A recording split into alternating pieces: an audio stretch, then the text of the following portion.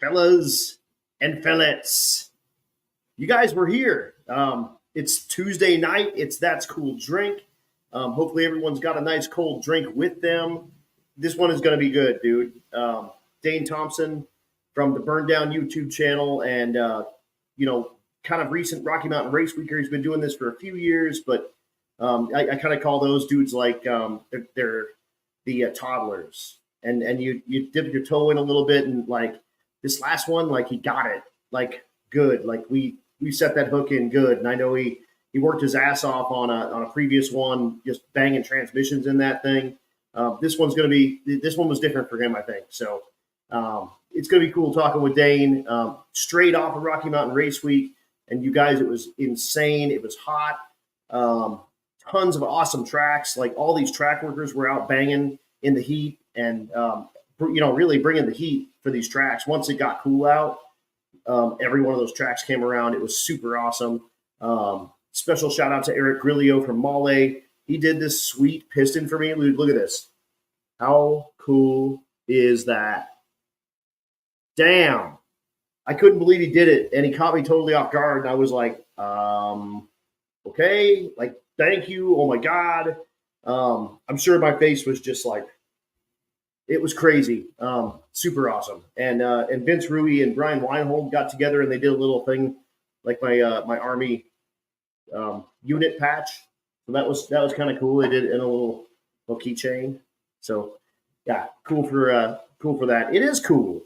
It's super cool. This thing caught me so off guard though. Them cats are awesome, and I told them bring me some hats, and I'm gonna wear them on this stuff. They don't sponsor me or nothing like that, but Eric's a cool dude, and he's an awesome guy, and he's got a stick car, so we're friends. But like I said, dude, it was crazy. Rocky Mountain Race Week was absolutely nuts. The coolest it got was 90 degrees. The hottest it got was 105 or something like that, and it was like billion% humidity. And it was nuts, man. It was crazy.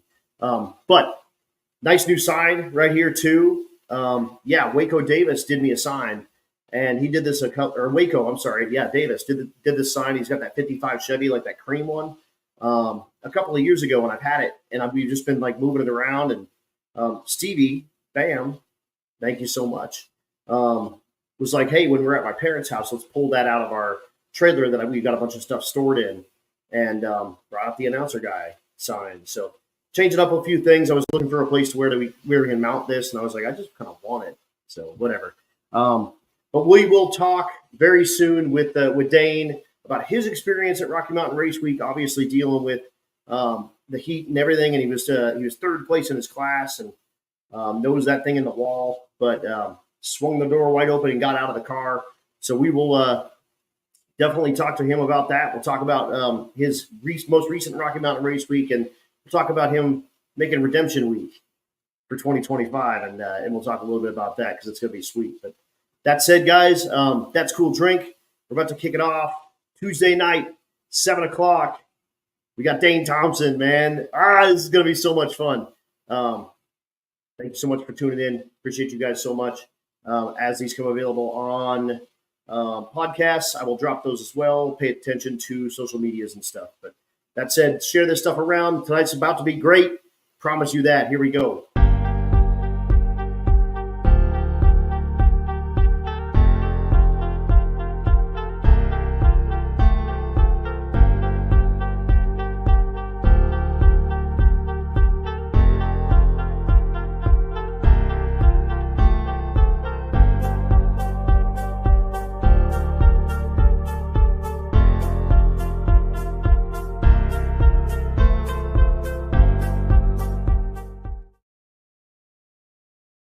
Heck yeah! What's up, Adam? Dude, what is going down? A lot of nothing. It's good to see you. First, before we get started, it is called That's Cool Drink. So go ahead and drink. Cheers, everyone get it on. Yeah. I got a whole case sitting next to me, so we're good. Can't wait. Can't wait. They're non-alcoholic, so you might fall off your chair, but I'll be good. Hell yeah. We've only had one casualty on That's Cool Drink. And Dino Cardella is that guy, the guy behind Hot Carl. Went out to go pee and passed out next to his truck. His Never old lady came back came to in his and room? said, "We're done, man. He's passed out by the truck. We're done." Oh, So, that's great. That's great. yeah. So I haven't quite passed out on my own show yet, but that'll be a good one too. But dude, thank you so much for joining us. The question on everyone's mind is, how are you after the crash, and what went down? Give us a play by play of that deal that happened there at Thunder Valley. All right. Well, real quick before we get started, I did tell you backstage, but I want to tell you here because I think it's important. I want to send a big shout out and thank you to you, courtesy of my wife.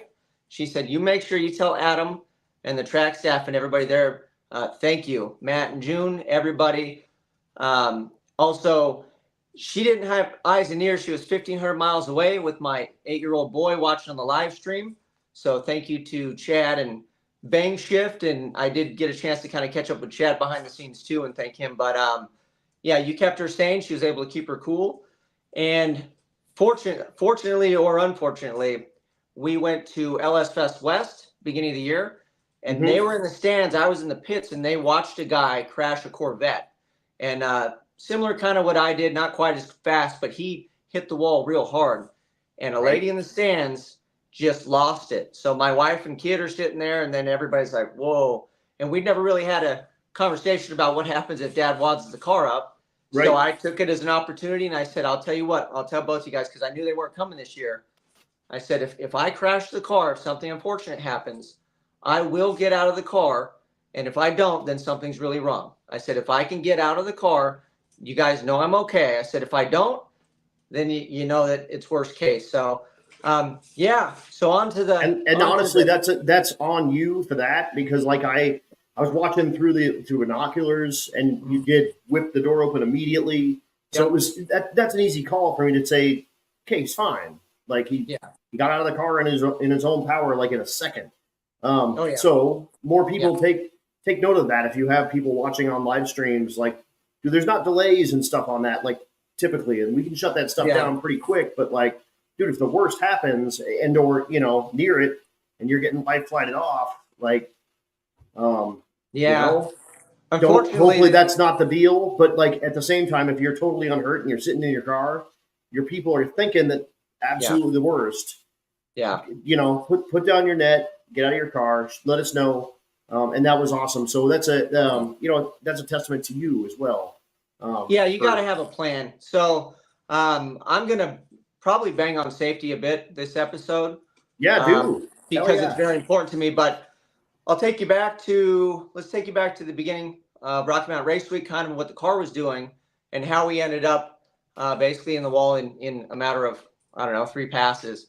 But so we started off, I had the thrash like everybody else, and I was having transmission woes. As you stated before, I brought a car several years ago. We could probably get into how we got into all this drag and drive mess. But I've been in transmission purgatory is what I call it. And I switched over to a 480E for the overdrive and the lockup. And it's just a better deal for this type of racing. For sure. But it's also more complicated. So I built a Power Glide, I say. But I figured it out enough that I could put one together. It'd go down the track. They're relatively simple for an automatic. Yeah, it's a tractor transmission. And then the 480E, now you have a stack and you have front and end plate measurements. You have that on the Power Glide, but again, the Power Glide is so basic and simple. There's a lot more wiggle room. Yeah, you can kind of unga bunga it, and those things. If you guys don't know, Power Glides were built until like the mid '60s or something like that. Like it's just a 2-speed. There's no parts in it. It's very basic. If you ever want to learn transmission building, I highly recommend it. So we've been stumbling through that. Jason from Warr Performance has been helping me out. My buddy Ryan Jans has been a part of it. He's on the opposite coast though, so he can only do the phone. It's Bluetooth help from him. And then at a certain point, he gets sick of answering the phone, and I don't blame him because newbies have questions. So we came into this with Jason from Warr Performance pulled the transmission out of his Z. That's why his Z wasn't here this year, because he donated the parts to my car. You. Got it. So I was putting one together myself. We got down to a week before the run. I had an issue with it that was kind of an unforeseen deal. It didn't work. So Jason said, hey, come grab my stuff. I'll pull it out of my car. And I was like, you saved me. So we brought an untested car. It had a It's a stock 480 with a trans brake, but stock input shaft. It's dual fed through the trans brake itself. Okay. But other than that, no real mods. So the plan was to leave off a brake, but see what it would do, but not push it real hard on the 60 because we wanted to keep the transmission in one piece. Right. And you stated, I don't know if you remember or not, that my very first pass, it was greasy and it was day one, and I came off the brake and that car just wiggled and wagged all the way down the track, and I was in and out of it. And that was the first time I'd been off a brake in quite a while, because prior to this, I had a completely stock 480 that I was just foot braking. And I could foot brake 960s and just go straight and haul a mail. So I was like, man, with a little bit better converter, which we put in, and a trans brake, I'm like, we should be able to do mid-9s without touching the tune-up, and we're still just getting started on it. Right. And that's exactly what we did, and that's where we started. So the car it would surprise me. And what I learned, this is the first time it actually did wheelies, which is pretty awesome. Isn't that great? But the alignment was a little goofy, and it would twist up because I didn't have the through bars on the chassis. So it'd pull a wheelie, but it would pull it at an angle, even though I have a anti-roll bar. Right. So when it would go to set it down, it would kind of steer the car. Got it. And it would kind of put one tire down first, it and would then put the other one down and pull it a little bit. And then I was abrupt with the inputs because the car's going nuts. You don't know what to do, and you're trying to get it straightened out. So by like the third pass, I learned like you need to keep it wooded, but just give it a little bit of input, and you'll wiggle it down through there. And by half track, it was straight as an arrow. It was fine. Right. And real quick, just walk us through the combo real quick, just so folks know, kind of what you're dealing with here. Cause this thing's, I mean, it's got some stank. So here's the fun thing. And then I'm going to, lean on the channel a little bit, but I bought this car quite a while ago. A quick rundown on the setup. We'll get into where I got it and all that fun stuff, but it's a 64 Chevelle. It's actually a real SS, but it's a 57 bin. And, that'll play into it because I tried to sell it, but the guy didn't want to buy it, and that's how I ended up with the car. There she is. Painted it in the driveway. That was me laying the flames out on the roof because I didn't think it had enough on it when I painted it. Because, I mean, who has enough flames? It's nobody. No, I'm a flame guy. So I wanted a real-life Hot Wheel, and that was kind of what we set out to do. But as far as the powertrain, drivetrain combo, it is a 9-inch rear end. It's a 480E. It's actually fresh off of Jason's 280Z. Right. I think it's a 280Z. And then it has a junkyard motor in it. So it's funny because I buy and sell LS motors, and that's pretty much how I built the car on a budget in the driveway. Yeah. And I found it's a 6.2 out of a truck block, but it's funny because I always tell everybody, they're like, well, you have a 6.2, it's not a junkyard motor. And I said, I have 2 #1 main caps on my block. I said, you pull your oil pan and turn yours over. Yours doesn't say #1 on the front and the back. I said, mine does. So right. It's a 6.2, and then Molly helps me with pistons. So it's got power pack pistons. They've been great. They also help me with the Twinnebago. And then, I love my Molly guys. And then Scat crankshafts. I know when you were showing that earlier, I'm like, man, I want one with the Twinnebago on it or something. And then Scat crankshafts, it's a full rotating cylinder from Scat. Yeah, you're like, hey, who do I got to call to make that happen? Yeah, I do have the little plushie guys, so he's fun. I take and put pictures. I put them in the turbo and put them all around. But it's a pretty basic combo. I've got a VS Racing.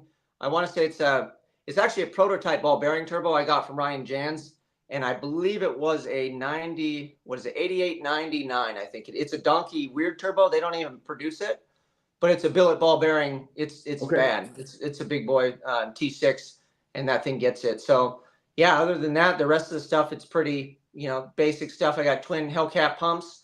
I switched to dual tanks.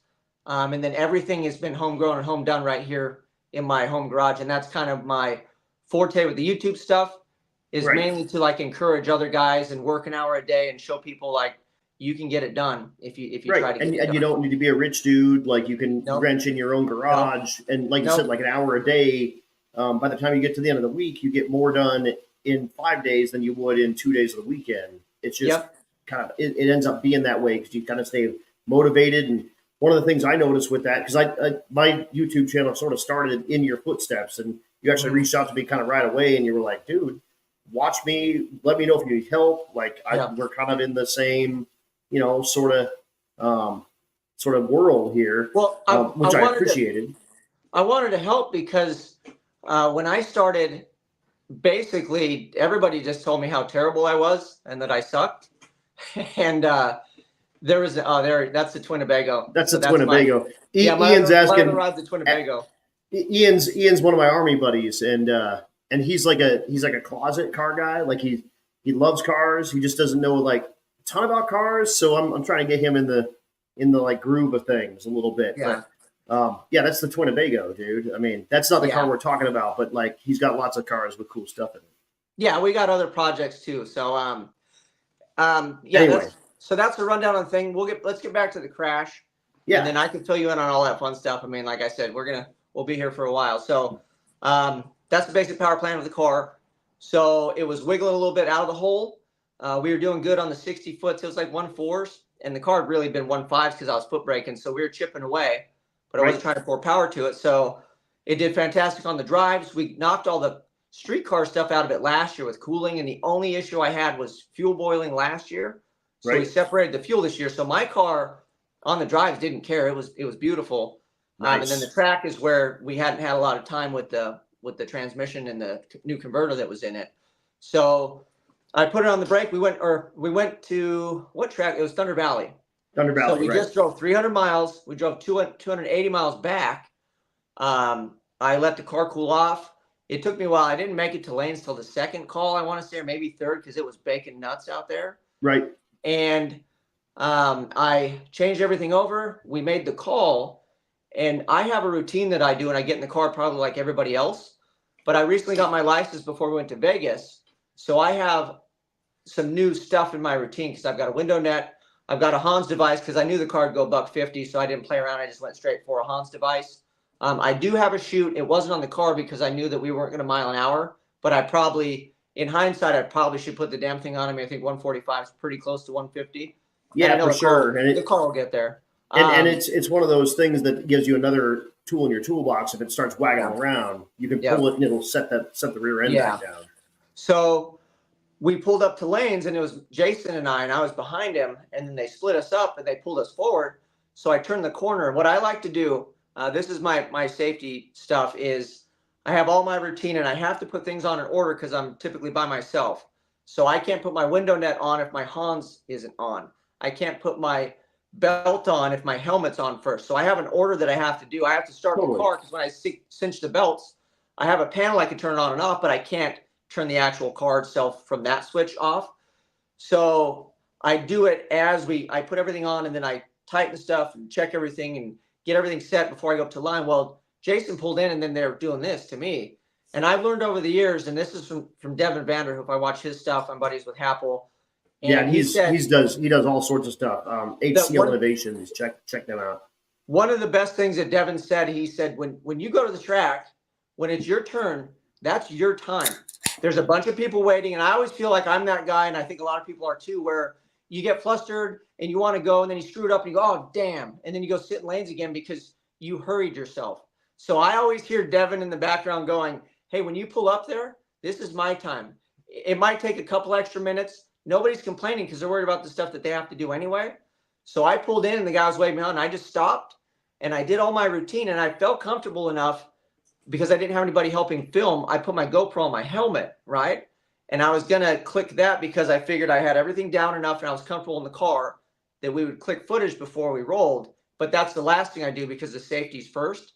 And when they went to pull me in, I just stopped and I did all my routine. And when I move up to line, I like to wiggle, and I'll tug the belt a little, wiggle, tug it. I do the exact same thing. And then as soon as I'm the guy behind the burnout guy, I pull that shit so tight that I can't even, that I'm locked in there. It's not comfortable, but I'm like, I've got maybe 30 seconds left.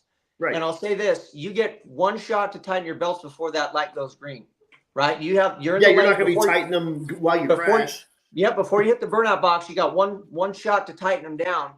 And when I hit the wall, I didn't move. And my Hans grabbed my helmet. I felt it, but everything was locked in. I'm not sore, nothing. I mean, my neck was a little sore, but I think it was from the shitty pillows at the Roach Motel, to tell you the truth, because it was already sore on the drive out there. So, I mean, it was best worst case, but we locked in. I put it on the brake. I didn't even have a bump box hooked up. I don't know if you noticed, but I wasn't bumping in because I didn't have it set up in my tune yet. I would just pull in the beams, and then I was just doing the whole, watch it build, boost, and go. And it got to 3 pounds. I let go of the button. It came up, and that was probably the straightest run it made. It went good. It did the 1-2 shift, and we went to the 2-3. And then the weirdest thing, it sounded like it laid over. And I looked down, but I never lifted because the first day I was chicken footing it. So I was really conscious of leaving my foot wooded and driving the car. And I was like, I'm not going to drive above my ability, but if it wags too much, I'm not a hero. But if it's just wiggling, I was like, you just hold it and point the car down the track.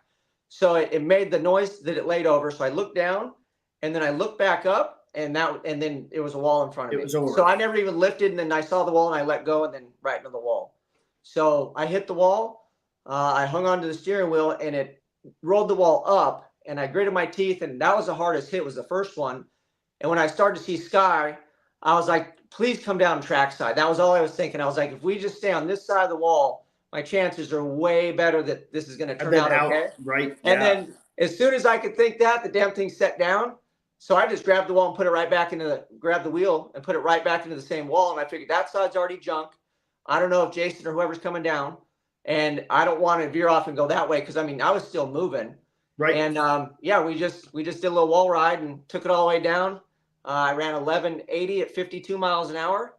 Just scraping the wall the whole way. Yeah. And I watched it. I saw the marks through the binoculars, and it's right at 8th mile. Right at 8th mile, and there's like a little like tire mark, and then you can see that tire climb the wall. Yeah. And like that had to be scary as hell, man. When I started seeing sky, I was like, so I follow the Navlac 57 YouTube channel. And they had that bad crash at 6 weeks last year. I watched that live, and my jaw hit the floor, and I just sat there quiet. Dude, and then I remember texting Apple, and I was like, dude, your boy just wrecked. Like, I hope to God he's okay, because that one was terrible. So as soon as I went up, I'm like, oh, Jesus, let's not do that. But yeah, we're going to do that. As soon as it came back down, I was like, it came back down. I was like, oh, we're good. We're just going to go for a little wall ride. I think I called that pass from Niblack with that Volvo. And if you guys haven't seen it, it's bad news. He goes over the wall. Yeah. At 150. Yeah, there ain't nothing good over there for race cars. No. And it ended up catching on fire, and it was a bad deal. So that's the other thing too, is as a race car driver, I don't want to be upside down. I don't want to be on fire. Mm-hmm. So as soon as it came down, we stopped it. I have an emergency stop, so I shut it off in the car before I got out. Right. I counted maybe one Mississippi. I pulled all my stuff off, and I threw that door open. I was out of the car, walked around, had to shut it off before Matt Frost was probably half track on his 3-wheeler. And then he walked up. He's like, are you good? And I was like, yeah. But he was fun because he was staring at me. Like, you could tell he was like, I know you're going to say that, but he didn't say that. But are you actually good? Yeah, right. He was looking at me. So then I talked to him a bit, and then I think he figured like, oh, hell, the guy's good. So the other thing, they didn't give paper slips. So they had the digital. It's on your app. Right. So I put my phone in my pocket before I made my pass. So we hit the wall hard enough that I got out to call my wife, and it was dialing 911. So I hung up. You were in a wreck, and you were in a wreck. I hung up, and then they called me back because I'm trying to dial. So I'm like, damn it, they're probably going to keep calling me. So I answered the operator, and she's like, hello, this is blah, blah, blah, county, whatever. Is there an emergency? And I said, no, I just butt dialed you. Sorry about that. I got to go. And I hung up on the lady from 911 because I'm like, what am I going to say? Yeah, I was in an accident, but I'm good. Right, but don't send everyone to the racetrack. Right. Yeah, so I just said, no, I butt dialed you. We're good. And then I called my wife right away. When Cletus crashed his burnout car at Indy a month or so ago, same deal. His phone was, it looks like you've been in the wreck. Do you want us to call 911? He's like, no way. No, sir. Yeah. I'm just going to play the first few seconds of the clip on the Burndown YouTube channel. I've got it in picture here. So you should be able to hear this, and you can hear us over it, I believe. But you can just kind of get an idea with the first few seconds.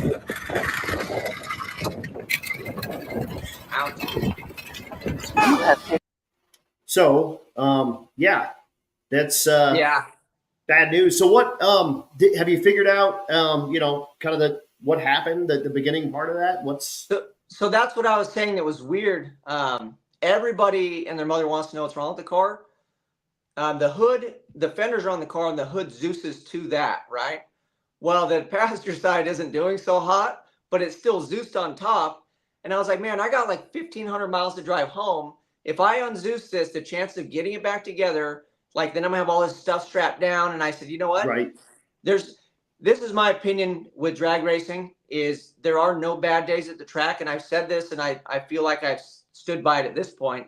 And I probably did it to myself, but I said, if I ever watered my car up, if I was able to drive that car home and I'm not hurt, that's a good day at the track. And right. Hell yeah, we had a good day. We were fine. So Right. I was able to pull the data log, and this is what's weird is it was closing the throttle. The throttle, I don't know if it was just a TPS or it was physically closed. It couldn't physically be closing it, but it said the throttle dipped to 43% on that pass, and then it came back. So that was the layover that I heard. So I thought it may have pushed the gasket, but there was nothing on the track.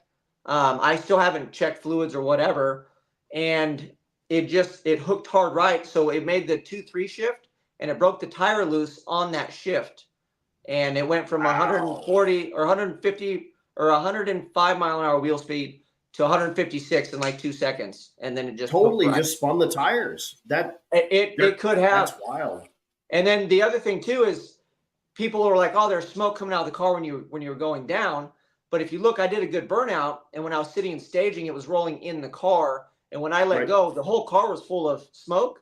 So I don't know. It could have been transmission fluid. I'll investigate because I'd like to know for myself. Yeah, I don't want to do the same right. thing. But I think the motor is probably okay. We're still going to tear it down. We're going to look at everything. I've got, a little less than a year to get it done, but we're going to investigate because I don't want to bring something half-assed back and have unfortunate stuff happen, again. Yeah, we don't want to, it's cool to have it on your resume that you crash a car at like 120. It's not cool to continue doing it. That's like a one and done, hopefully. Yeah, no, exactly. Like, it's not that cool. It's pretty cool, but it's not that cool. And I'm in that same boat right now. Like I've got all my, I got all my motors apart and whatnot because I don't want to continue having to take my motors apart. Like I want to get, look at it, make sure everything's good. And I'm glad I did. I almost didn't take caps off of that motor. Yeah. And if you guys haven't seen my Facebook, my new 383 for the Cadillac is wasted. It's not totally wasted. It's just killed a couple bearings, and it was making metal. And so I had to dig in and see what was going on, but it had a multitude of problems. Some stuff I screwed up, some stuff my engine guy did. This first motor I haven't put together myself. So he was like, hey, it's a wedding present for you and Stevie. I'll put it together for you. And I was like, all right, dude, but like I don't know what he used for lifters. I don't know what the bearing clearances and stuff were. It was just a lot of whatever, dude. It is what it is. And then I had an issue, the issue with the trans where it was ramming into the back of the pilot bearing. And so it's a bushing actually. And so it was hammering that pilot bushing, and it ruined the input bearing on the trans, which luckily is easy to do as well. But dude, just kind of a unfortunate sequence of events. But I think I've got a plan for everything. But again, I don't want to half-ass stuff. Like I want to bring it back. I want it to be right, and I want to put a lot of miles on my stuff because that's how we roll. So here's what I like to say. It's a perspective deal, but I call it the universe. Some people are like religious or whatever, but I like to refer as the universe. It's pretty universal. People understand what you're talking about. And you can either think that it works for you or it works against you. And those are the two different types of people we have in this world. So when you tell me about your pilot bearing and then the motor, it sounds to me like the universe kind of slaps you around and says, hey, dummy, you need to look at this. Like your motor's probably good, but maybe this thing wasn't. And the multitude of the two, you might have a bigger issue. So like my throttle blade closing, maybe that was the difference between me doing 130 and hitting the wall versus 100 and whatever. And that's the difference between fixing the car and getting out of the car, So I like to err on the side of, I think even when you think stuff's hard and stuff's not working for you, there's usually a bigger picture. And if you step back and take a breath and you move forward, you're usually able to look back and go, hey, that wasn't so bad because this happened. We did this, this, and this. And that's just life, man. Life doesn't 100%. It doesn't go in a straight line. It's peaks and valleys, and you just got to enjoy the ride. And people ask me all the time why I'm always in such a good mood, and Ian will get a kick out of this because what I always say is, do you have any idea how long it's been since somebody threw a hand grenade at me? Yeah, I heard you say that. Yeah. Yeah, dude. And like that's a real life thing. Like, Yeah. man, your day's pretty bad today. Like, did you get shot at? Yeah. And they're like, no. Like, then how bad could it be, dude? Like, your day's pretty effing good if the only thing you have to deal with today is it was 105 and you wrecked your car and you lived. You know, it's the fun part, and I left it in the video, is I was driving my car and I was by myself. My wife's at home. She's my co-pilot. And I was just thankful for being in a hot rod and driving it and doing cool shit with 300 of the coolest people on the planet. And I said it on camera because I'm like, this is how I feel. So I said, I'm so fortunate to be here in this car. I said, right now, I said, it might change. And it kind of changed a little bit. But that was the emotion I had afterwards because everybody else was bummed for me. And I was thankful and happy and fortunate. And my attitude, I think, reflected it. And I think most people were kind of like, maybe he's in shock. Maybe something's wrong.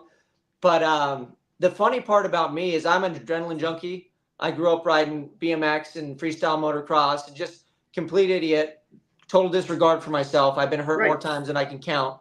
Right. And wrecking that car wasn't the most exciting thing I've ever done. I was coherent and I was thinking of what I would like the car to do, and thankfully it did it. But I know you're a paratrooper. I jumped out of a plane for my, my bachelor party. And the guy was trying to talk to me because I think he thought I was going to pass out because I would imagine people get so overwhelmed they do. Right. And he pulled the ripcord. We're floating down. And I said, man, this is better. I said, besides my crotch hurting from both of us hanging on my nuts while we're trying to float down, I was like, that wind is killer. I said, it makes it not fun because I think we had goggles or whatever, but it was just whipping real bad. My ears are getting whipped around. Right. And then I was expecting to lose my stomach when I jumped out of the plane, but apparently because the plane's already moving and then you jump out, you don't get that free fall feeling. So I was more disappointed. We hit the ground and I was like, that wasn't that fun. I was like, I'd rather go bungee jump, Right. So I'm that guy. But the flip side of that is my wife is my best friend. She is my world and my rock. And she is so supportive. It's not even funny. And she's way too attractive to be with an ugly mother. Shout out to her. Yeah. Man. Yeah. Bam. Clink. And when I put her in, she wants a drag and drive car, so she's coming. And I already told people, I said, this is me normal. I said, you wait, when she gets up on that line, she could be making a 13-second pass. I'm going to get really quiet. I'm going to be very focused. I'm not going to talk to you. I'm not going to run my mouth like I normally do.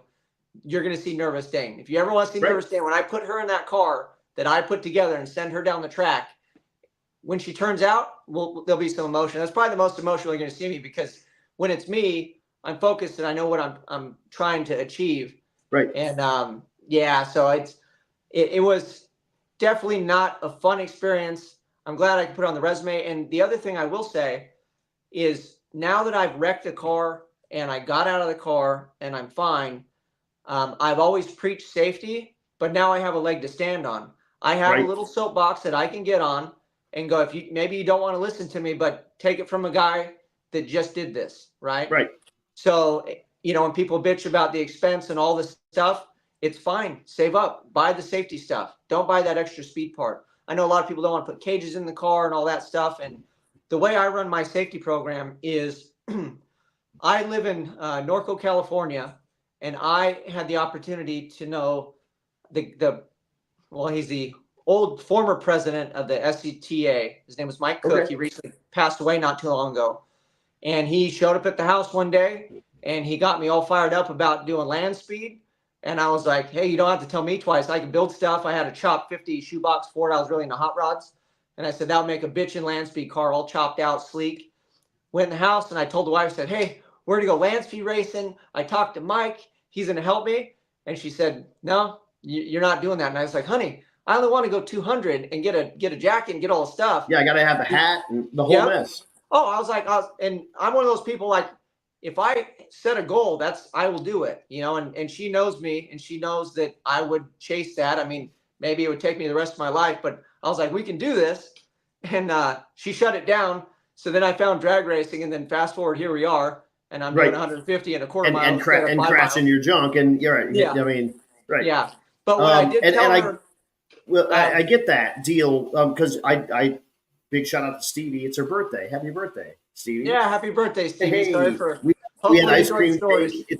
It's all good. It's Tuesday night. She gets it. She understands the deal. But yeah, happy 28th to my lady, to you. Cheers. So, but I get, because I watch her make passes all the time, and I'm the most nervous dude in the place because A, I built that shit. B, it's not very strong. C, it had 200,000 miles on it, and she's like, okay, so like I just rev it up to this and just basically dump the clutch and just go. You're like, that's it. Here we go. And the first time she did that, broke it. Like, I mean, unprepped track on street tires in the pit, like, broke it. Like, oof. Oh my God. So, so I'm always nervous for her making those passes. And it's a different thing watching someone that you love doing this than doing it yourself. Because if you hurt yourself, that's whatever. But if you hurt your people, that's a whole other thing. So an easy way to get around that, and this is how I justify it or quantify it in my own brain, is I told her we made the deal. I started drag racing. We started kind of going fast. I promised and told her, and I don't lie to my wife, I said that I wouldn't get in anything I wouldn't put her in. And that allows her to pull my ticket and call my bluff. If she ever thinks I'm lying to her, all she has to do is ask for the keys. And there'll be a hesitation. She'll know. And I even offered her to drive the Malibu. I said, we're going to turn it down, but if you'd like to try it. And she said, no, I'm good. But I just wanted her to know that that car is as safe as it's going to get. I mean, obviously, besides the nut behind the wheel. Right. So that's an easy way for you guys at home to think about safety is think about your loved ones. Yeah, you might not care as much about yourself and you're tough or you're whatever. I mean, I've got an 8-year-old boy that I adore. I'm his only father that he's ever going to have. And then I've got my wife and I want to come home to them. My car's job, number one, is to keep me safe. And number two is to go fast. And we did both. We were doing both, so I couldn't ask for a better deal, a better outcome. So as far as damage to the boom, what's it going to take to get it back? And what do do you need help with anything? What do you want to throw parts, call out for? I'm good at that. I can do parts calls all day long, but yeah, what do you think on the rebuild? Well, it turns out it's like a 2-day drive back to California. So I went through my whole phone and probably talked to every person I know. I've got a couple guys lined up already for a rack. So the plan looks like the good thing about the car is I build customs and classics, and I do everything, auto body, all of it. So the passenger door. I found this, by the way. Yeah, so that was my boy's car. I painted that all in my home garage, by the way. And then they made a die cast of that. I have Hot Wheels of that car. It's not a Hot Wheels. That's ridiculous. A green light. Hopefully Ian's still watching because this is up Ian's. Yeah, Ian will drive the shit out of this in DC. I love lowriders. Yeah, I'm Southern California. I'm gangster rapping 13-inch wheel lowriders. No, I get it, dude. I mean, 100 spoke D's. Yeah, but I get it. I forgot where I was going with that. We were talking about something, but you got. Rebuild it and how bad it is. Oh, so the passenger door opens and closes. None of the glass is broken, which tells me it didn't twist. And then the gap on the passenger door is good. I had the original bumper on, so it took a lot of the hit. And on the Chevelles, the ass is wider than the doors. Okay. So, and the other thing that helped is I don't have the tie-in bars from the roll cage. I've got an 8.5 serted chromoly roll cage tied into the frame, but I didn't have the bars that went through to the front of the frame. So because I didn't have anything out there, it didn't push on my cage at all. So I already shot a message to Matt Frost, just making sure the rules for suspension. I'm not going to spend all this time and effort and bring some car and they go, hey, you can't race this. So apparently the suspension rules are wide open for me in the hot rod class, which is where the car is going to live. Yep. And we're looking at potential like donor cars and things to clip it and put a new front end on the car. So my goal is to clip it. I may quarter it, but I might just beat the hell out of it and Bondo it because it's a race car. It doesn't matter that much, but a rear quarter panel is like $300. And then I do all that stuff myself. So the fun part about it is I feel like this is a good opportunity to really showcase what I do. And the goal is to come back and bring it to the big show next year and pick up where we left off. Shit, yeah, dude. And I mean, that's a good segue into the big show next year.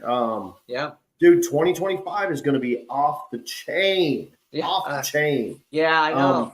Yeah, man. It's going to be, about this time next year. If you guys haven't paid attention to it or watched or whatever is going on, it's going to be two at one time. So typically Rocky Mountain Race Week is in June, July time frame. Race Week is in September time frame. We're going to do them both in the same June time frame. People are like, say, what? Right. Yeah. We're going to break the day up. So 8 to 3 is Rocky Mountain Race Week. 3 to 11 is Race Week. And it's going to be absolutely insane. So like morning race people are, they're used to that. Drag Week does that. Everyone does that. You drive in the morning or you race in the morning. And so typically you make one pass and you get on the road and you have a 10 or 12 mile drive or 10 or 12 hour drive. I mean, whatever. We've been racing at night. So you drive in the morning, you get to the racetrack, you race until the track closes. Well, now we're going to meld them, and it's going to be absolutely off the hook. Are you guys going to so for Race Week and then Rocky Mountain, and then there's two separate ones? So say I'm in the hot rod class in the first one, right? Right. Are my numbers going against everybody in that one or as a whole? Just the one. Okay.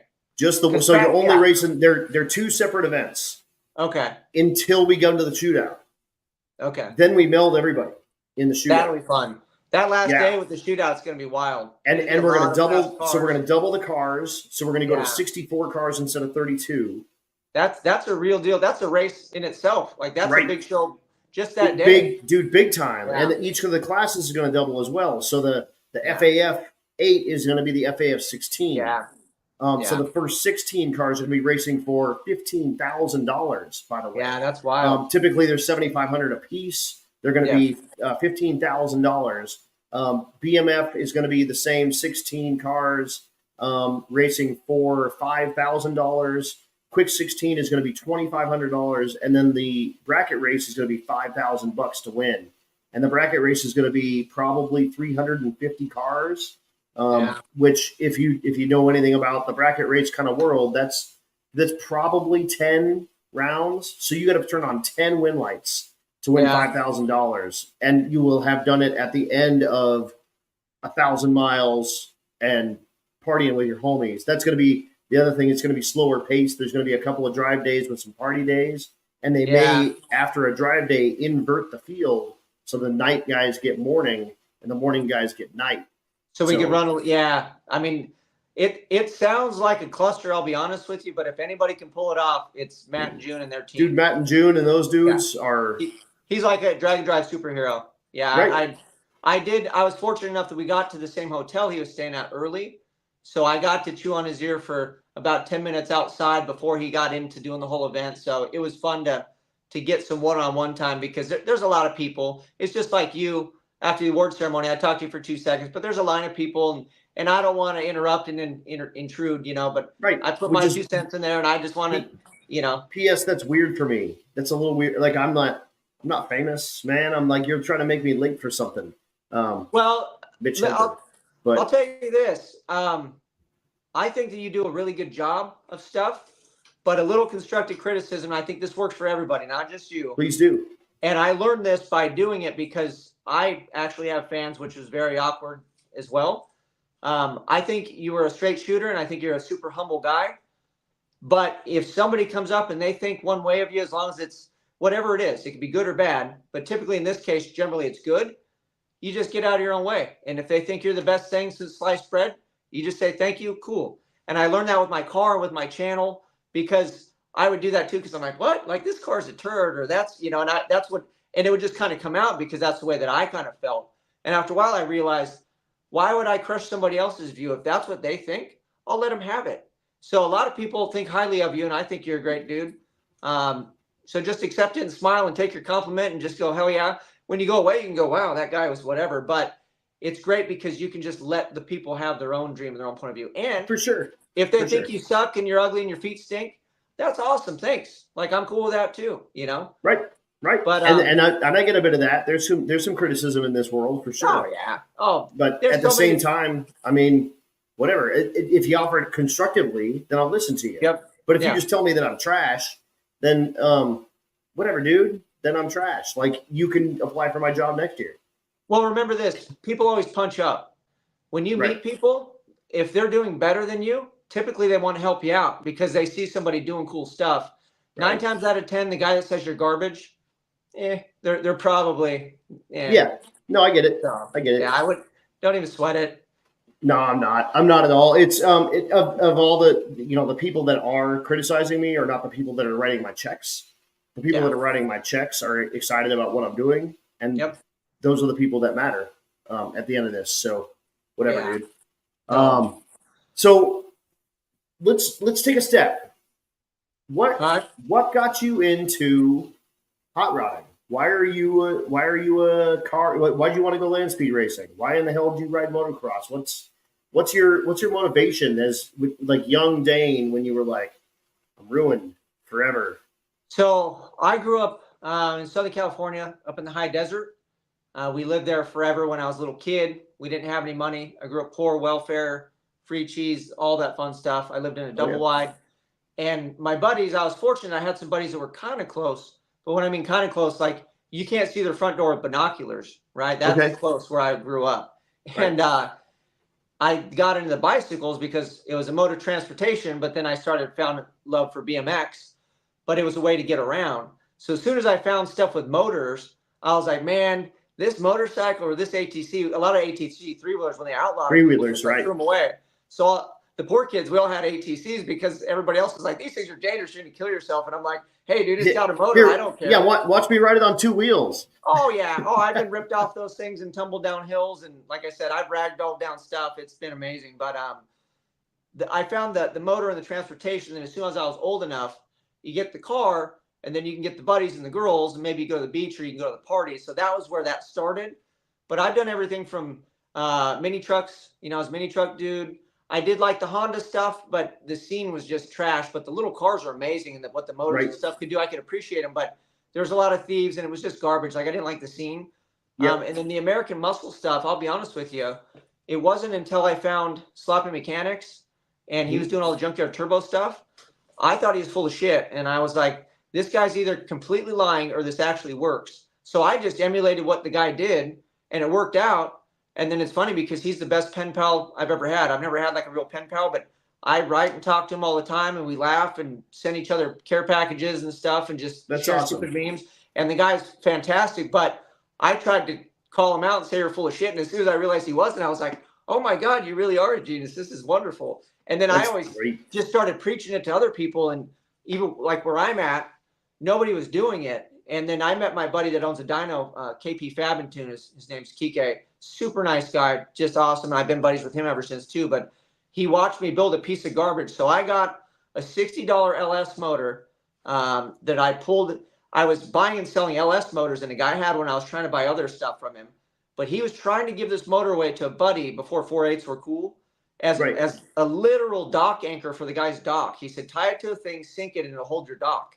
And I was like, oh, where is it? And the guy showed me. I said, what do you have to get it? He goes, give me $60 and get it out of my way. So I took it home. I couldn't sell it or give it away. And then I had this Chevelle that just showed up on my doorstep I was supposed to sell, and the guy wouldn't buy it because it wasn't a real SS, like I said earlier. It is. It's a 57 bin, so it's a 6-cylinder 4-speed, so it's more rare than a regular SS. But I had that motor. I watched Sloppy Mechanics, and my buddy, he actually built motors, but he didn't even have the balls to just slam something together. And I said, I got a $60 motor. So I went through all of his – this is how trash that motor was. He had a bucket of rocker arms that he had taken off to do trunnion upgrades and stuff out of all the motors that my buddy had put together. I put a bolt in, and I would wiggle each one, and I made 16 of the least amount of wiggle, right?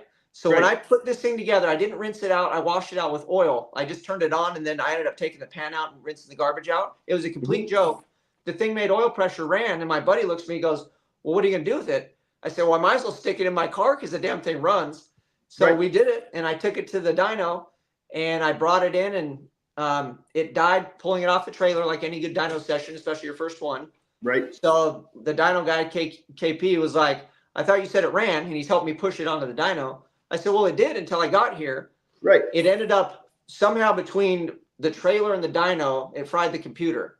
So I didn't know anything about it. we ended up figuring it out like right before we leave. And he's dyno tuning everybody else's stuff. They'd given up on me, but I wasn't going to quit. I have a saying, it's, you know, Goonies never say die. I always repeat that to all my followers. Hell yeah. And I sat there all day farting with this thing. And then finally we figured it out. And he goes, let me try something. He plugged the computer in. It ran. So then I think he was pissed he had to tune it. So he's like, well, I'll just blow this piece of shit up and we'll go home. He made, I want to say 16 pulls. I mean, back to back. Because he's like, I'll just blow it up and we'll be done. The damn thing worked. It made 280 horsepower, naturally aspirated with a mystery cam. It sounded like a Singer sewing machine. And then everybody sat around, leaned on the car. We were all laughing and giggling, and they're trying to convince me to put some nitrous on it. And I said, dude, I just got put through the emotional ringer. I'm supposed to take this to, it was called Zip Tie Drags at the time, to go try to enter it in the Hoopty Challenge. And so ever since then, I've been buddies with him. And I was one of the first guys over here at his dyno on this side of the coast that was putting complete garbage together. Maybe there were other people doing it, but they'd watched me do it. And when I showed up, he was like, I can't believe this thing runs, let alone makes 300 tire. And I've just grown. It's gone from there. He used to hide me. I mean, I could say this now, but I'd go to the dyno, and when I put a cheap eBay turbo on the car and all that, he would make me wait because I was making more power than some of the Corvettes and the Camaros that were paying good money to be at the dyno. And he was like, dude, I can't have my customers see this pile of shit making power. And he said, I think it's great. Power. Yeah, he said, but I can't, like, they're going to ask questions and think I'm doing stuff wrong. And I said, dude, I know. I was like, whatever. So we become buddies over the years, and he's helped me tremendously. You know, awesome. So that's how the car's made leaps and bounds, because I have friends that are smarter than me, and I'm just too dumb to quit. That's the way. That's absolutely the way. I mean, you know, you really just love work and hate money. There's nothing wrong with that. Like that sums it up. Absolutely. Let's talk about the Twin Abago. What brought this thing on, and what the hell, and why not? And dude. So the Twinnebago started out because my main big event when I got into the cars and drag racing was LS Fest. I've gone to all of them. The first one I didn't take a car, but I've taken a car pretty much every year since, the LS Fest West. And it's like the biggest West Coast LS event. Like, we have other events, but it's weird out here because they do like grudge racing. You know, it's like the rip your face off grudge racing on Thursday night. It's that kind of stuff. Or it's bracket. Like, there's no just, you know, like a drag and drive style event where there's different cars. It's like you got to grudge and then put money up and shit talk each other and do all the drama. Yeah. Or you bracket race, right? So I loved LS Fest because I could just bring my car, show it to a new audience, just do like grudge race and race my idiot buddies. Look at that guy. You know, it's funny. Fun fact is that wasn't even my trophy. I just posed with it, but I did win. Nice. Nice. So you posed with the trophy before you won the trophy? No, I actually won, but Chad only made one. I already bitched at him for that. So he made one for the overall winner, but I won the 9.0 class this year with the Maliboom. And the guy wasn't there to get his trophy, and they set it back down. And I said, give me that shit. I'm going to take a picture with it, so at least I have something. That's right. So the Twinnebago started out life because of LS Fest. We rented a motorhome to stay at the track. And then as soon as we did that, my wife and I were like, dude, this is where it's at. You stay at the track. You're part of the event. Like, going to the hotel and coming back, it ruins the whole vibe of drag racing. Staying there, cooking out, hanging out with your friends when all the public goes home and it's just all you knuckleheads. Totally. So when we came home, it was actually Father's Day the same year. We were going down to my in-laws' house, and I had seen a video it's called Fuel Injection Sucks. And they have a Chieftain. It's a 27-foot. They had a single turbo, and they're doing flybys and driving it. And I would just giggle like a little kid every time I saw it. I was like, oh my God, this is so amazing. And the Ring Brothers had theirs. And then at that event, I just saw Dirthead Dave flip that one doing donuts. Yeah. Right. Yep. So I'd already had, and it was a 4-wheel drive one on like mud tires. So I'd already had so much Winnebago exposure, and I love bulldogs, and it's like the bulldog of the motorhome world because it's all flat faced. And I was like, just starry eyed. And I told my wife, I said, yeah. And I was like, so you can see the inspiration on the visor from the Ring Brothers, and then I lowered it. We'll get into all the stuff. I mean, it has a ton of stuff done to it. But so on the way there, I was showing my wife this video of these guys doing flybys. And she was like, you're an idiot. Absolutely not. And there was a motorhome for $1,500 in Irvine, which is like an upscale area. It's in Orange County by me. Okay. And I showed it to my wife and I said, I guarantee this is some like rich person, old person, whatever. They just want this eyesore gone. But I'm like, dude, this is probably perfect. And then we almost went straight and picked it up and took that to the father-in-law's house for Father's Day. I had like the money. I was like, we can just go buy this thing. And that Winnebago just kept eating at me. And I said, honey, what I really want to do is this. And she was like, we're not doing it. Because she knows like if she gave me the green light. So she's like, no, no, no. We get to the father-in-law's house for Father's Day. He has a few beers and I get him all, he's hanging out, everybody's hanging out. And I was like, hey, Steve, check this out. So I pull it up and he's like, that's so cool. You need one. I said, yeah, tell your daughter, right? So he goes over there and he's like, did you see this thing? So she reluctantly looks at me and she goes, if you can find one in your price range, she's like, but you have to be able to afford it. You can have it. The next week, the one that I have popped up for $600. And I thought it was going to be a meth shack. Bam, done, and I was like, right? Yeah, I reached out to everybody. I had people send me Winnebagos like in my community. And this one popped up. I went up there to the high desert and I saw it from afar and I'm like, okay, the outside's workable. I can work with this. It's like, as long as the inside isn't roached. Right. We pull up, everything that you kind of see like on video when I do videos was damn near the same as it is right now.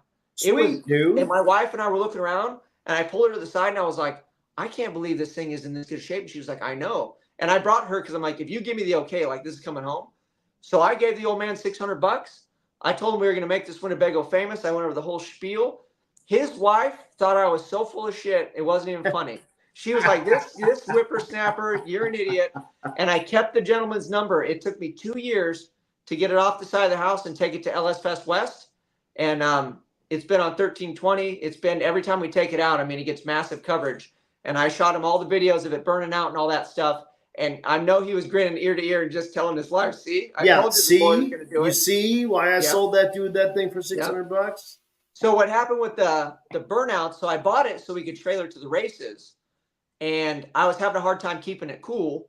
And then after going to Rocky Mountain Race Week, I figured a lot of that stuff out. Champion Cooling Systems that makes radiators is right here in Elsinore. So they sponsor me and help me out with that now. And I was doing burnouts with it for publicity, right? So one of the first, all the sponsors that are on the bottom of the Twinnebago are the original people. I had a friend that used to work for Hot Rod Magazine, and he went to some conference at a hotel where it's like speed dating. They walk around and they say what magazine they're from or what manufacturer, and then they pitch ideas. So he calls me up. He said, dude, you need to make a rendering of this thing. Tell everybody what you're going to do. Because I had a $600 non-running ugly-ass Winnebago on the side of my house, right? Right. So I photoshopped and made a rendering that looks similar to what you see there. And he pitched it. And there was a gentleman there from Mali. I'm not going to mention his name on here, but it was him and another guy. And they were like, if you don't let us on board with this thing, we're going to kill you. Like they were so involved in like, this thing's going to be legit. There was them and then a handful more, but they were like one of the ones. Granatelli was cool. They helped me out. And then again, like the Warr, and there was a handful more, but they were like one of the main big players, right? They got involved. So they sent me stuff to rebuild the motor. They sent me some pistons. And then I was like, oh, this is going to be so cool. I have a drag car too. And nothing. They wouldn't respond to me. It was kind of like, we gave you stuff. You said you were going to do this. Let's see. Go away. And then Thanks sure enough, so so I bring it out. Crower too. Crower was really nice. They Crower helped me with some stuff too as well. Yeah. And so I debut it. I write them back and they're like, oh my God, this is the best thing ever. Like it took 2 years, but I would just send emails and say, I'm working on it, guys. I'm working on it. I just didn't leave them alone. And all the publicity hit, 1320, everybody. So I'm thinking at this point, I painted it. We debuted it. I would love to bring this out and set it in front of like Champion or take it to PRI or whatever, anywhere you guys want to go. Give me some gas. We'll take it. I'm good with people. So they go, hey, do it with it. But it's hard as hell. And I mean, I was rocking it, trying to get it to unload. It does a one-wheel peel. Yeah. So I said, all right, if that's what you guys need, we'll get it done. So I take. Oh, no. Oh, you're still there. I lost you for a moment. We're back. Oh, okay. I said I took it out to do a burnout, and I completely roached the transmission, right? Can you still hear me? And then, so then I bring it back home. I write Molly again. And mind you, we use this to camp in. So I have a family camping trip coming up. So I had a camping trip coming up when I roached the transmission. So I'm scrambling to build it so I can put my family in it and drive it 200 miles to go camping. So we fix it, get it done. I go camping. We bring it back. Right. And then I said, all right, this time when I do the burnout, we're lighting it up in front of my house because if we melt it down, I don't want to pay the bill towing it home.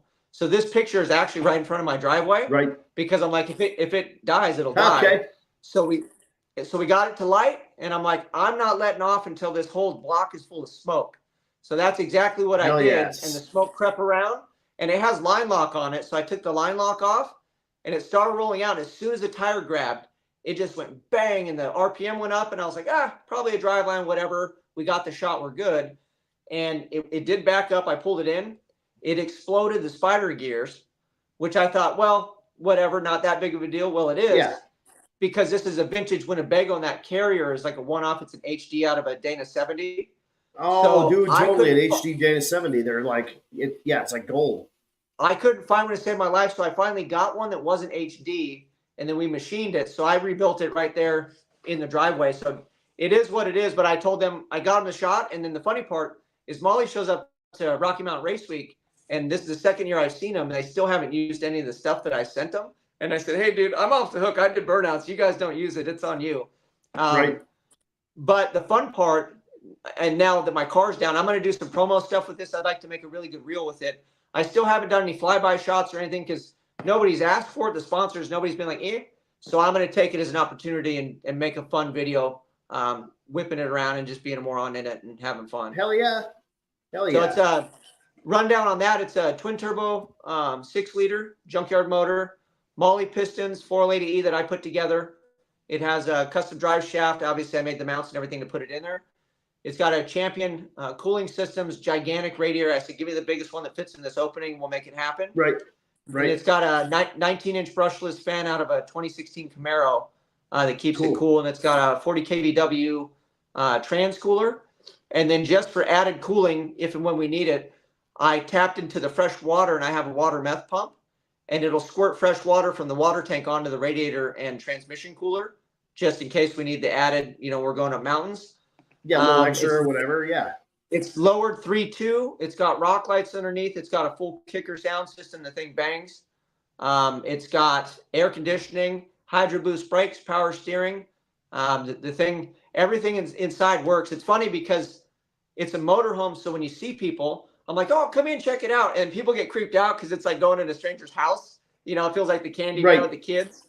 But yeah, even Chad, everybody, I had everybody up in there. And I like to show off the audio and everything, and it's fun. So Kicker helped me out with the audio on it. Awesome. But so we use it. We go to events, and then I'm going to weld it up. So the plan is to tow my kids. I have a 75 Pacer that's my son's. And we dragged that home when I was looking for a rear end for this. A buddy of mine had a junkyard. So instead of bringing parts home for the Winnebago, I brought home another project. Brought home a whole other car. Hey, baby, guess what? It was cheap, yeah. So we're working on that too. And that'll be a fun one. We're going to debut for LS Fest hopefully next year, depending. I wasn't planning on wadding up my race car. So so now your time's going to be. Yeah. But we're going to weld the back of that Winnebago up so we can tow with it. I got to put trailer brakes on it. And then I don't know if you know anything about the old motorhomes, but it looks like two drunk dudes welded a fish plate this big on an 8-inch channel, and they just butt weld it. And so if you ever seen where the ass end is sagging, it's because they actually break. You put all that leverage and some weight on it. And I'm in a vintage RV forum or a group, and I watch people tow cars all the time with them. And I'm like, did you brace it up? And everybody thinks I'm the dumbest guy because I always ask that. And they're like, what is he talking about? And I'm like, have you laid under your RV? Right, dude, go look at it. Like it's garbage from here back. Yeah, you got a fish plate this big, and you got about 8 feet of leverage, and then you're going to put a couple hundred pounds. I mean, it just extrapolates from there.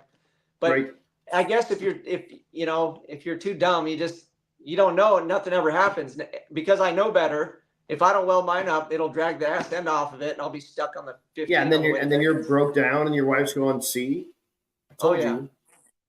Fun on YouTube wants to know more about you meeting Gene Winfield.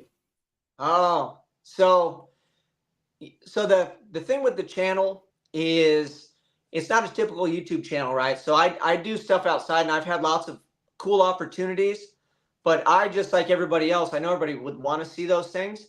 I didn't want to be that guy. I was there with my friend Brett Turnage, and he was interviewing Gene Winfield for Ford Motor Company. So he just called me up and said, hey, like he's called me a few times. And I got to do some really cool shit because of that guy. So this time he called me and he said, hey, we're going to meet Gene Winfield. And he's like, I know you know metalwork and you like chopping cars. And I was like, hell yeah. So he gets me in as like one of the guys on his team. But right. I'm just an idiot. And I just, like, if I have to bring my GoPro, I do this. But I was there to be there as myself. I wasn't there to try to cover stuff. So sometimes I feel bad because I get opportunities, but I'm like, man, I'm taking this one and I'm taking it all in and I'll do pictures. But I wasn't there to put the camera in his face or nothing. But he's out in the Mojave Desert. It was really cool. So I build cars. I got more known for painting. My friend just passed away a little while ago. His name was David Cerny. His dad was George Cerny, and he was famous back in the 50s in Compton, and he had a shop across the street from Winfield, and they would both do custom paint. And no, I'm sorry, it was George Barris. So it was George Barris and then my Dave's dad were across the street. George Barris went to Hollywood, and his dad loved racing, so he just kept painting race cars. So he never really became famous, but I got my start in my painting, custom paint knowledge, if you will, from one of the greats, you know, that was passed down. So that's why I learned the technique, right? Not to say that I'm that good at it or whatever, but he showed me how to transfer patterns. He showed me paint fades, tape fades, the scallops. The flake, all that stuff. So when I got to meet Gene Winfield, that was the first lowrider that I painted. So that's all laced behind the webbing and skulls and all that fun stuff, all the scallops on it. House of Color, big flake, it's candy. So it's awesome is what it is. When I got to meet Winfield, he had a Mercury back there that had the Winfield fade on it. So that's a famous paint job, right? And he's older, but he still has his wits about him. He knows what you're talking about. So I saw the car and I looked at it, and the fade on it, I know why he's famous now. It was so soft, and the blend on it, you didn't see it dotted out. So I was like, man, you're probably using either a really small tip, or he's using really light. It's a higher pressure but light paint load, and then he would have to walk the car a lot. But you got to walk the car. So I went over there and I said, man, I saw your fade. I said, now I know why you're famous for doing it, because seeing it in person, I've watched people try to do fades, and they're very difficult to do, and they don't blend as well as Gene was doing it. And I said, what size tip do you use? And he looked at me and he smiled. He said, whatever comes on the gun. And I was like, oh. I said, well, it looks like you're barely spraying any paint out, but you're still doing high pressure and you're doing a hell of a job walking the car. And he lit up and smiled, because he was like, this cat knows what's up. And I was like, man, it's an honor to meet you. And the other thing that I was like, thank God that I saw this. When you watch television, you watch Foose and all these guys, these Ken Diggins, and everything's off the frame, all this, right? Those are bazillion-dollar cars, and that's what I thought in my brain I was competing with, and I started doing all this stuff. You look at Winfield's car. Winfield opens the door. He sticks the gun in there, rips it like this, and shuts the door. And on the wheel wells, he puts the gun underneath and just does one of these. So if you really get back there, he wasn't hitting everything. But that's how they did it. He's painting what you can see. He doesn't care about the shit you can't see. So I was poking around, just being nosy. When I saw that, I was like,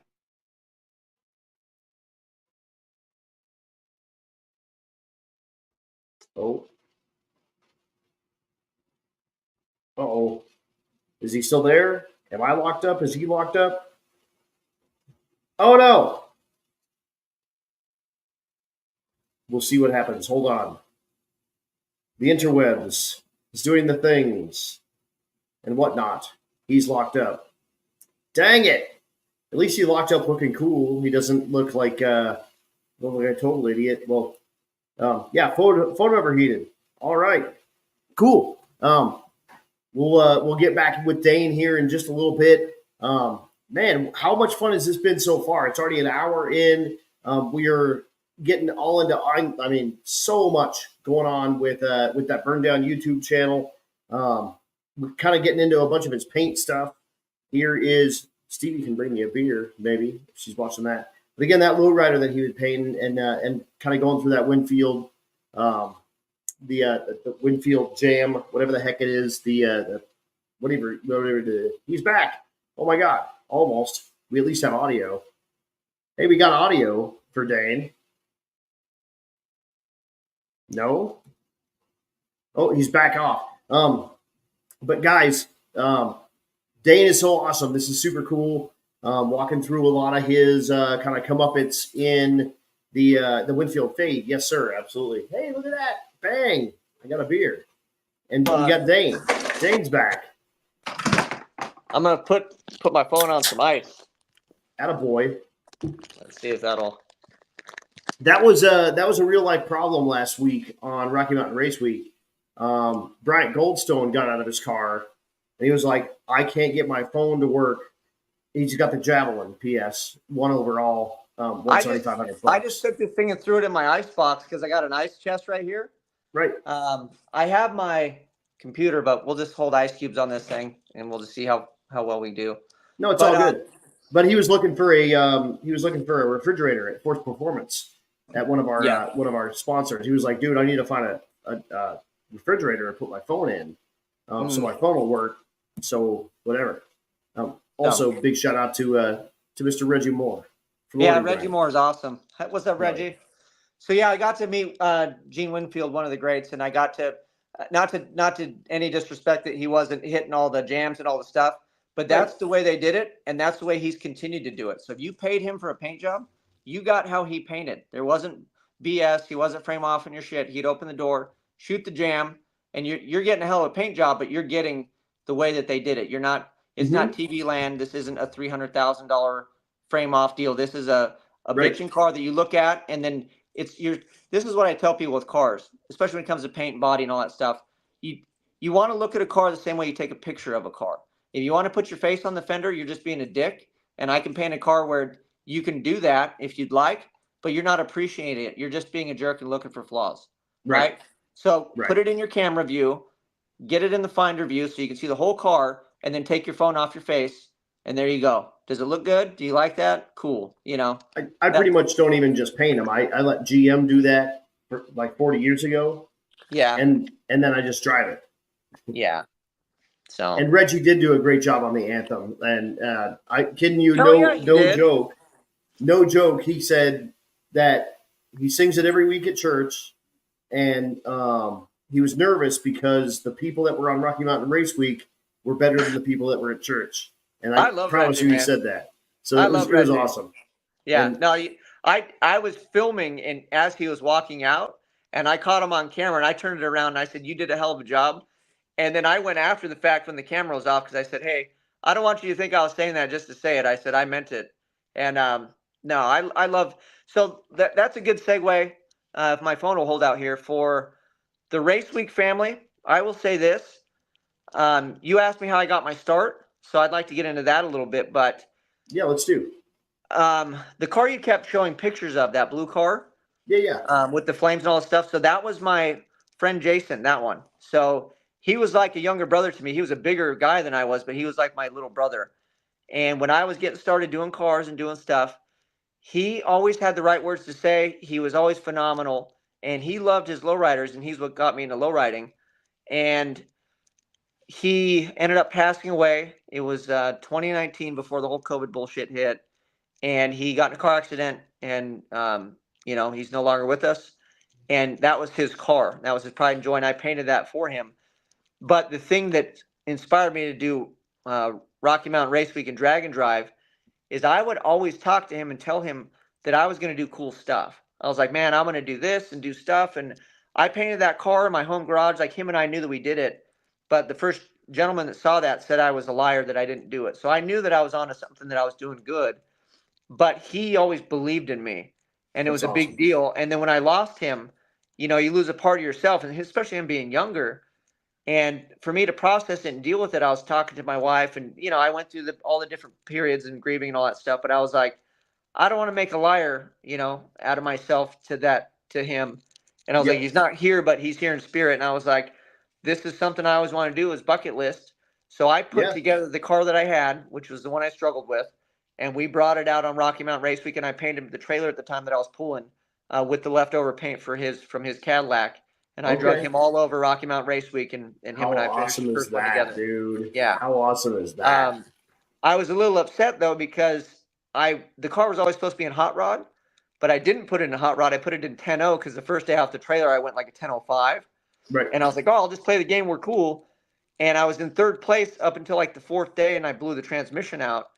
And talk about a kick in the nuts. I had to turn in a PB on the mountain in Vandermeer, which was like a 985 at like 137 or something, and take a 20-second time slip because I couldn't come back and make another round because my transmission screwed up again. So and make another. I've never been I've never been so depressed to turn in a personal best, and then especially to do it at elevation and you're hauling ass. And I'm like, that's not the result we're looking for. So right. Yeah, so that was a big kick in the freaking pants. But so now just hot rod class forever for you. Hot rod class, yeah. I want to be a staple. I want to be the farm truck and Asian of the hot rod class. And I would like to be the gatekeeper and run a specific number. I'd like to run the car down to the cert. And then people that show up would know that if you want to get around this guy, you got to go in 849. I mean, that's the pie in the sky goal. We're obviously not there. We've got a ways to go. We got some room to grow, but that's the goal. And I'm just gonna keep the car there. And we're gonna figure it out. But you're not that far away. Like, how quick has the car been now? 952 is its PB at like 143. Yeah. And we went 145 in Texas on 10 pounds and leaving on 3. So we can quicken that up just by going a little quicker on the 60. So I mean, we should be down to the low 9s just on 60 foot. Yeah, absolutely. So that was how I got my start with the drag and drive. And then, like I said before, my wife's my best friend and she's awesome. Hopefully this camera angle is kind of weird. You guys, it's like I'm all up in your business. You're all good. Yeah, I've got ice right here. We're holding on the back of the phone to keep her happy. But I guess the laptop was maybe a better plan if we could have worked that out. Yeah, well, we're already in it now. But whatever, here we go.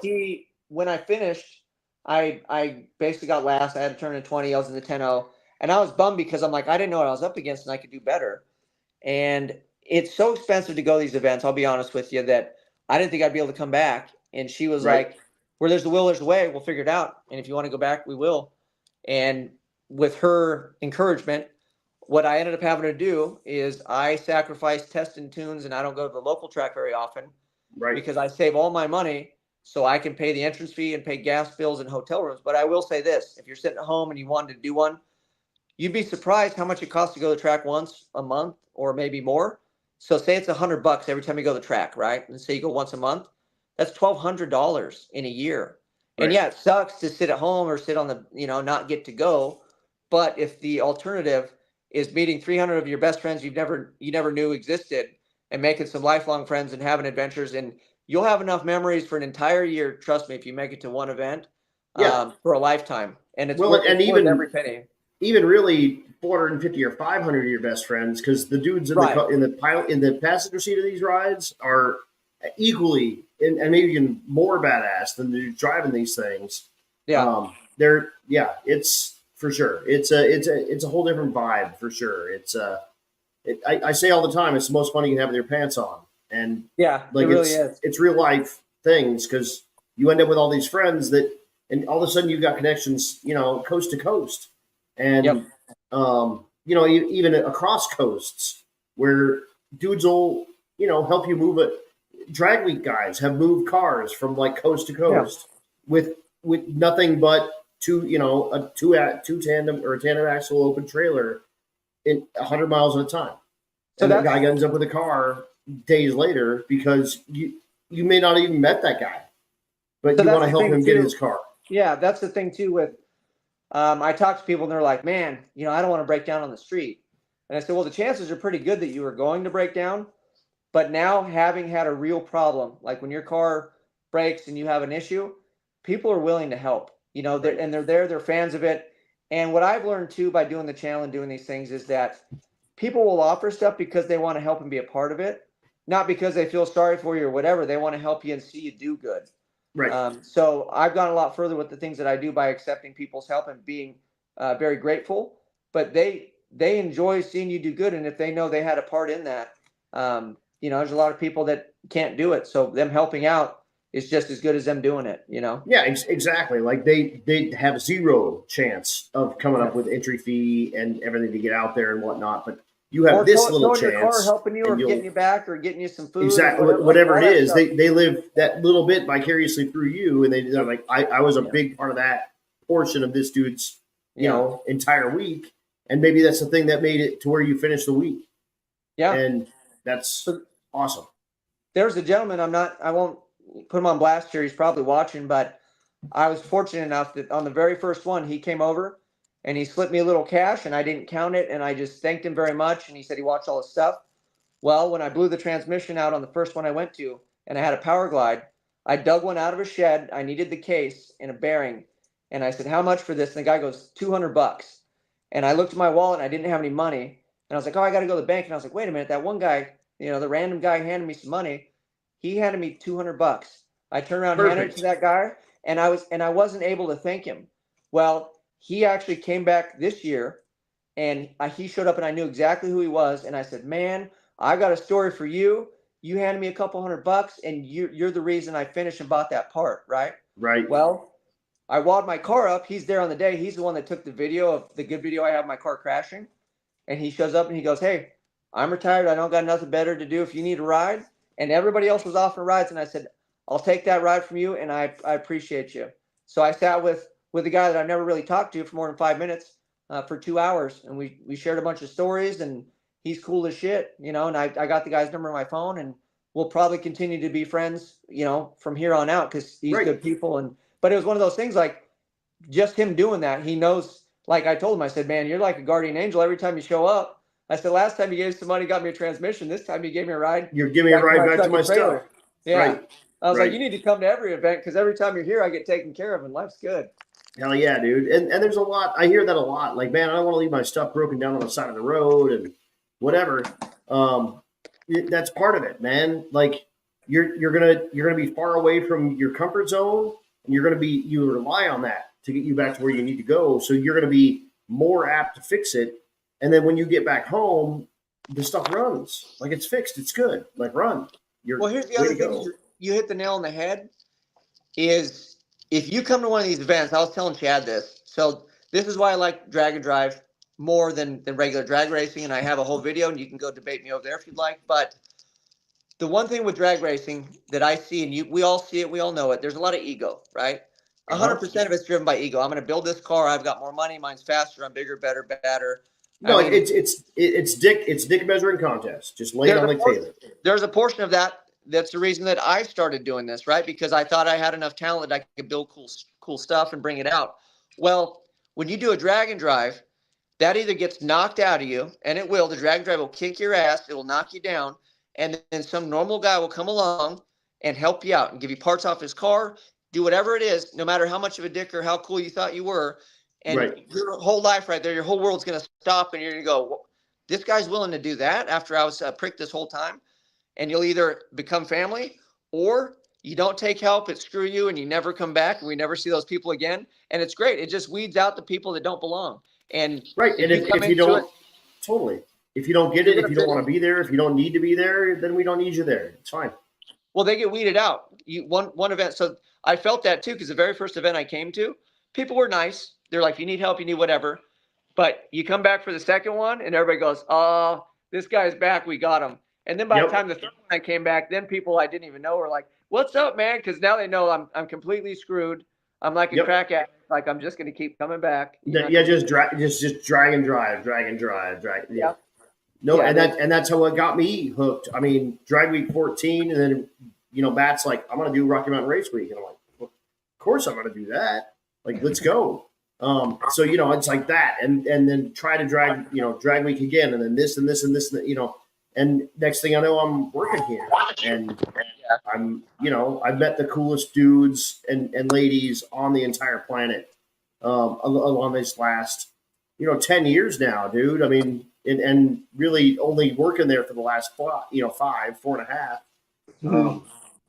But it's been the most fun absolutely ever. And like you say, 300 of your closest friends. Well, it's 300 this year, and then next year you're going to meet 250 of those same dudes, and there's going to be 50 new ones, and then there's 250 of those same dudes and 50 new ones, and that's the best part, man. Next thing you know, you got 1,000 like real life friends. Like, these are dudes that'll help you. Like, they'll Reggie Moore is a perfect example. His daughter was broken down in Denver, had a alternator broken on her truck, and he called me and said, "How far are you from XYZ?" I was like, "Dude, I'm passing by there today at like lunchtime. Like, can you help her put an alternator in her car?" Gave me her number. I'm like, "Go pick up an alternator. I'll swing by. I'll put it in." It was like 20-minute job, and it was like that. Now you've got that person. You've got a friend that if your daughter's stranded, or your son is stranded, or your wife is stranded, someone in this group of now whatever 800, 1,000 people will absolutely go and help you. And it's just different than friends. It's friends. And then it is. It's family. I mean, it really is. And we're all across the country too, which is nice because we're all car guys. So you've all seen those deals in some other state. And you're like, man, I wish somebody would go check that out. That's not going to blow smoke up my ass, So there's that, and then also, like you said, needing help, storing cars. That Tom Begley guy that was there from the UK or whatever. I laughed because his car was stored in my town, maybe like a mile away from some other buddies, and I saw it drive by at the gas station, fueling up my truck to go to race week. I was like, man, that looks like a race week car. And then I go there all the way to Oklahoma or wherever we were, and it's that same dude. And I was like, hey, you drove by the gas station when I was filling up. And I was like, by the way, you weren't technically in LA. I was like, LA is another like 80 miles from where we're at. And you'll know LA is a whole different ballgame from where I live. Right. But he's from England, so he thinks that anything in California is LA. So Exactly. That was Tom Bagley, and Danny Grubaugh was helping him with the knapsack. Yeah, Danny's super cool. Good friends with Danny. Love that guy too. Yep, definitely. You mentioned like shortly the Nick Ball says my Facebook Marketplace search area spans across the nation, and that's no joke. Like, it does now because you got friends.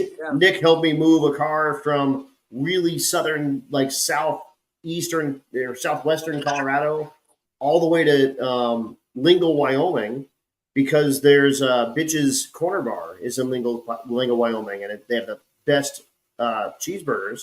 They have a spicy cheeseburger. So I paid him and I bought him lunch to bring up my car to Lingle so we could meet up, switch my car around, buy him a spicy cheeseburger. He goes back down to Colorado. I go back up to South Dakota.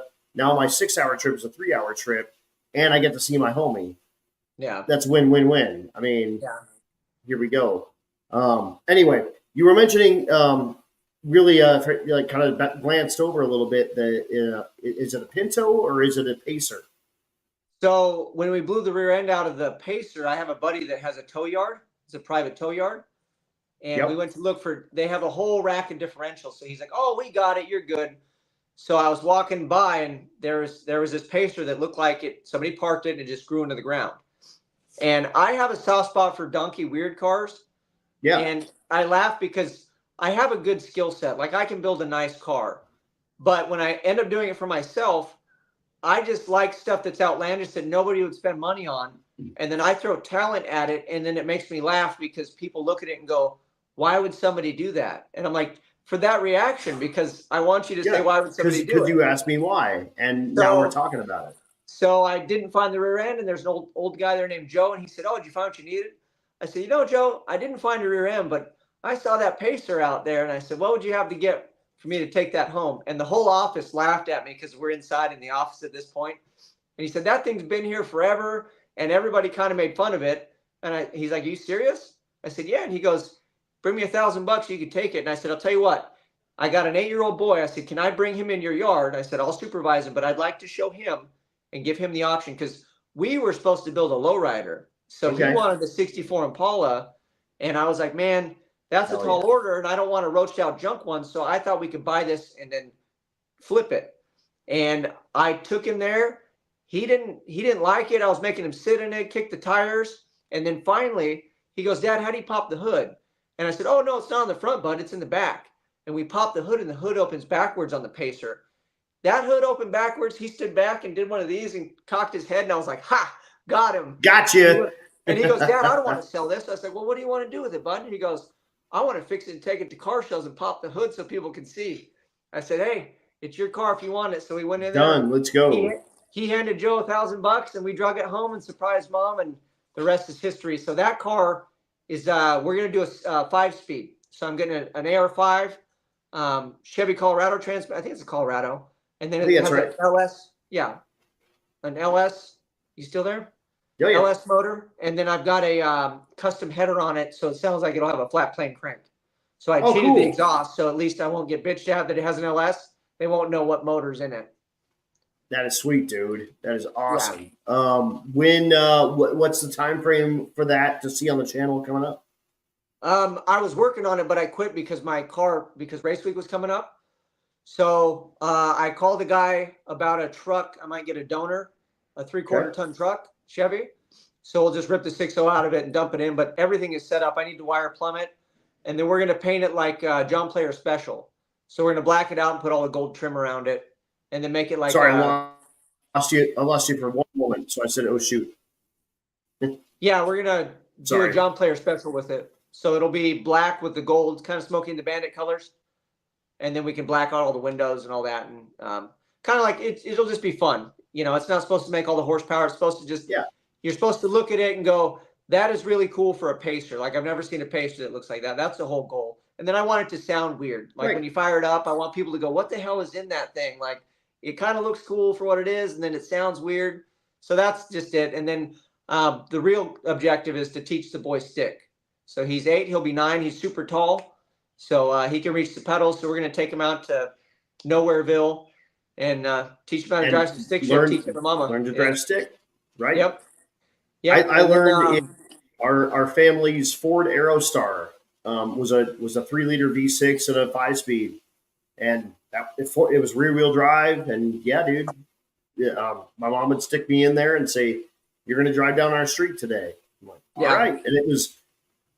Yeah, the donkey kicks where it's like, yeah. Yep, exactly. So, we figured it out. It's all good. It's all good. The funny thing is, so nobody teaches stick correctly. They all say let the clutch out slow. What they need to say is let it out till the car moves, hold it there for 1 Mississippi, and then let it out slow. But everybody goes, yeah. So we'll teach them. And then last year, my wife was my co-pilot at Rocky Mountain Race Week. So she got her first transmission change in because, of course, we blew the transmission on day 1. But there was a gentleman there, and he had a little Rambler, and she fell in love with that car and decided on the way home she needed one.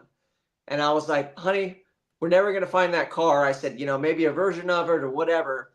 Well, I found one like 15 miles away, the cleanest 2-owner you ever seen.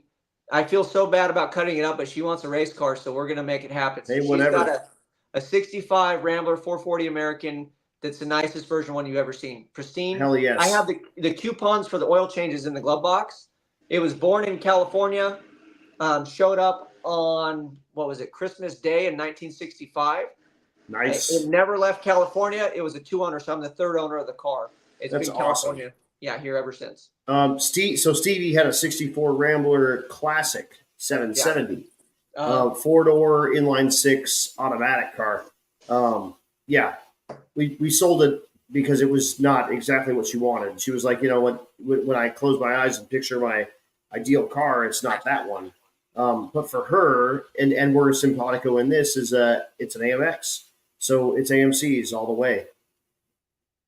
That's what with my wife, I'm your age. I'm 44, 43. Yep. I forget how old I am, but I'm old enough to forget how old I am, right?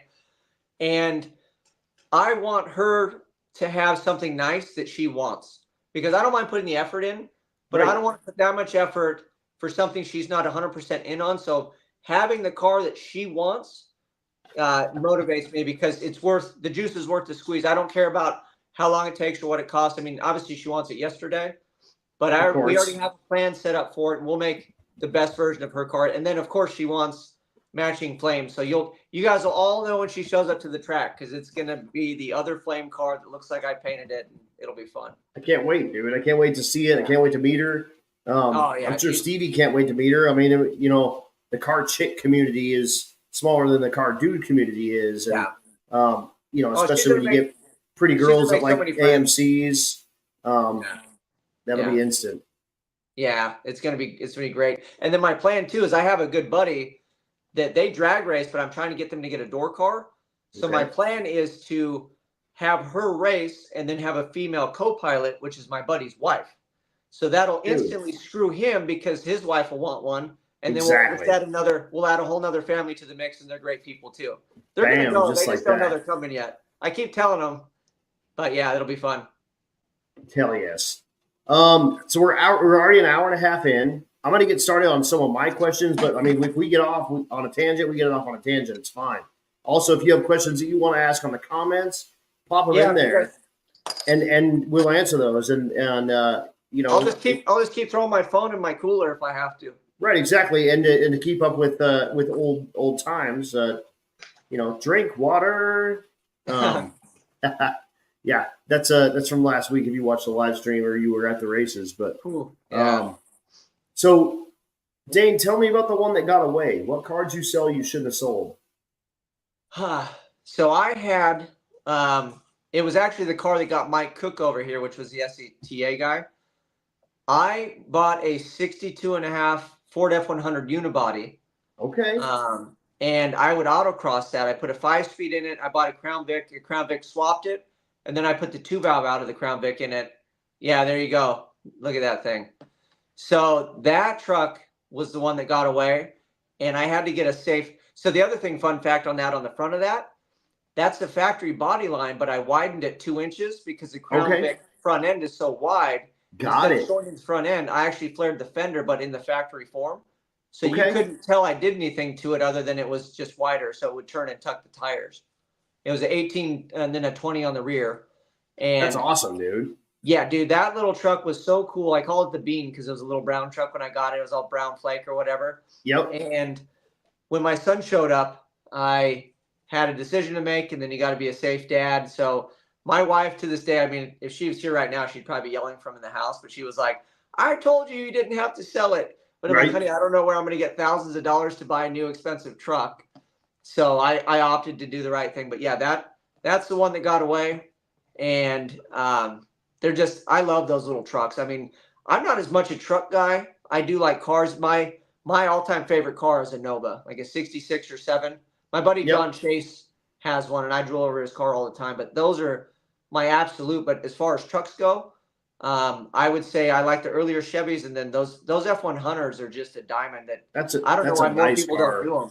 Yeah. Have you seen Matt Frost's Nova up close? Oh yeah, his gives me the anxiety because it's so nice. It's so nice, dude. So I build nice enough cars, right? Let's just say that. And I never want to put the first scratch on them. I don't care if you scratch it after it leaves my possession. Right. But if you get something done by me, even if it's your car, I will yell at you if you touch it in my shop, because I always tell those people, yeah, you don't own it until it leaves here. Because if you scratch it, I have to fix it. I said, as soon as it leaves the driveway, you do whatever you want. It's all yours. You can run that down tree branches if you want. So when I see Matt's car, I'm like loading that, unloading it, just touching it. Like, I don't even want to look at it because I don't want it to scratch itself. Right, dude. And then it goes out and goes like 680, 200. Yeah. And you're like, what? And then he'll, put his trailer on the back and he'll go kill bugs with it on the highway too. And it's that thing is sweet as can be. You know what's funny is I kept seeing the slow cars. Like there was a big Bodie, I think it was a Catalina that was there this year, or maybe like an Impala. And it wasn't the real fast one. It was just the standard one. And I was like, that's a fun car because you could just pile in, float down the road with all your buddies. As long as the air conditioning worked in that thing, that would be a good time. It would be a sweet car, dude. Totally awesome drag and drive car. And I think it was an Olds, but it was that same Catalina, Olds, whatever, Delta 88 kind of world. But yeah, 4-door, you jam your homies in it, you throw a kicker in it. Yeah. And, So the faster I go, the dumber I feel, to be honest with you. Because you get in there and you're like, why am I doing this to myself? But then it's like, well, the car's got to go faster. But my car will get air conditioning. So that was on the list. I didn't make it. Yep. And then I've learned that I had a Bluetooth speaker in there. So I'm going to get rid of that garbage, and I'm going to put a regular radio where you can turn it on and off so I can hear your announcing. Because the first day I missed the first call because I couldn't hear. Right. So I'm going to put door speakers just like a normal car. So we're going to put even more street in my car. Yeah. Coming up. Yeah. And speaker, honestly, on the road and stuff, like, it's nice. It gives you a little bit of something, and I mean, just it helps you burn miles, and that's a lot of a lot of it is burning miles. Oh, I'm gonna put a sub too. I'll just make a plug so I can put it in and put it out. Yeah, just pop it on the ground. Who cares? Easy. Yeah, you just get a cheap one because I like the 90s gangster hip hop because of my age. That's yeah. I mean, same. You know, basically because of who I am as a person. Yeah. I'm a you know, and especially you grew up in SoCal. I grew up in Denver, man. I mean, there's no, you know, fucking gangster rap coming out of Denver. But you bet I had the chronic. Yeah, and I'm all West Coast over here for sure. Absolutely. What's your favorite racetrack? You know, what's funny is I started doing the drag and drives in hopes of going new places. So my home track is Irwindale, California. It's the 8th mile. It's terrible. The prep and stuff has gotten better, but it used to be so bad. JJ, the boss, came to town and he said there were streets better than our track, and he bounced his truck off both walls. I mean, Vandermeer was beautiful, but it no longer exists. I heard Rich Guido giving you guys shit about that, so that's pretty funny. Yep, that was a good one. But I would say Bakersfield is probably the best one that we have around here. Honestly, it's sea level, it's fast. The prep's good. They got a good staff that works there. Vegas is cool. It's a great facility, but it's always hot as balls. So that kind of puts a damper on it. I don't know why they don't run at night. If they ran at night in Vegas, I would have to say Vegas. It'd be amazing, dude. And like the day, right? The daytime you get the airplane show, and the night you get the racing. That would be perfect. Yeah. So I would say Irwindale is probably my favorite because it's my local. Like, I'm a local guy there. I can show up, you know, people. So that has to be my favorite just because it's the one I go to. Like, I got my license there because, like I mentioned, I recently got my license. Yep. And I know the guy that runs the lanes, right? That runs the lanes up front. And I told him what I was doing. I said, I need my license because we're going to LS Fest and this damn car's got to go 9s. Right. And he goes, I'll tell you what. He said, when you get through, just come up to any lane and I'll let you go up. And then, because you're just doing license passes. Right. So that we have the two guys. We have the first guy that waves you in and tells you what lane. And then you have the guy at the front that lets the cars go. So the guy that waves you in is kind of a Nazi. Like, he wants you to do certain stuff. So I would wave to him. He'd point at a lane. And I would pull out and drive up to the front, and then I'd come back. And I did that 3 times, and then he finally walked me up to a car and put a cone behind my car and was like, I don't know how you're getting up there and coming back, but you're done doing it. But you're done, right. But because I have a drag and drive car, I ended up having to make 5 round-robin passes to get my 4 slow passes because I ended up having to do an extra. Right. And then I made the other 2 hits back-to-back, and I got my license on a test and tune night because I never had to get out of my car. And because I have buddies there. So I don't get and that like was that anywhere else. That was me at Vandermeer. Like, not only is Vandermeer awesome, that was my jam, dude. I grew up around that track. I started going that track in like 1986. So yeah, dude, I was fully invested in that track, and that was when I heard it was going away, that was the easy way for me to move, because that was one of the things for sure is like, I've got this racetrack, like this world-class racetrack in my backyard. It was 5 minutes from my house. What's funny as a racer too, when you look at moving, it's like, how much do houses cost? And then where is the closest racetrack? Dude, totally. And I was like, we're moving in on Sturgis, which is like a gangster little 8th mile racetrack. It closed for the year. So now my closest racetrack is back in Colorado in Julesburg, which is like 3.5 or 4 hours away. But you got to have a drag and drive car. So again, my stuff's all down right now, but we'll get it back. It's going to be good. No big deal. I've got a date in Kearney, Nebraska in just a few weeks. And they've got a cruise night, and I'm announcing the next night they've got a Rocky Mountain Stick Shifters race, Funny Car Chaos, a small tire like gangster race. It's going to be sweet. And a cruise night Friday night. So I'm hoping to have one of my rides somehow down there. We'll see what's happening, but that'd be cool, man. It is going to be cool. Looking forward to it. On drag and drives, trailer or no trailer? So I would say trailer all the way. And the reason for that is by the end of the week, it's very hard to do simple tasks. And even the stuff I have to do on my car. So my car is a semi-skirted car. So the rear quarter panel covers half the wheel, which makes it look bitchin'. But I've got to drop all the suspension and drop the sway bar to change tires. Which on the 5th day, you're like... It's hard. It's hard to do.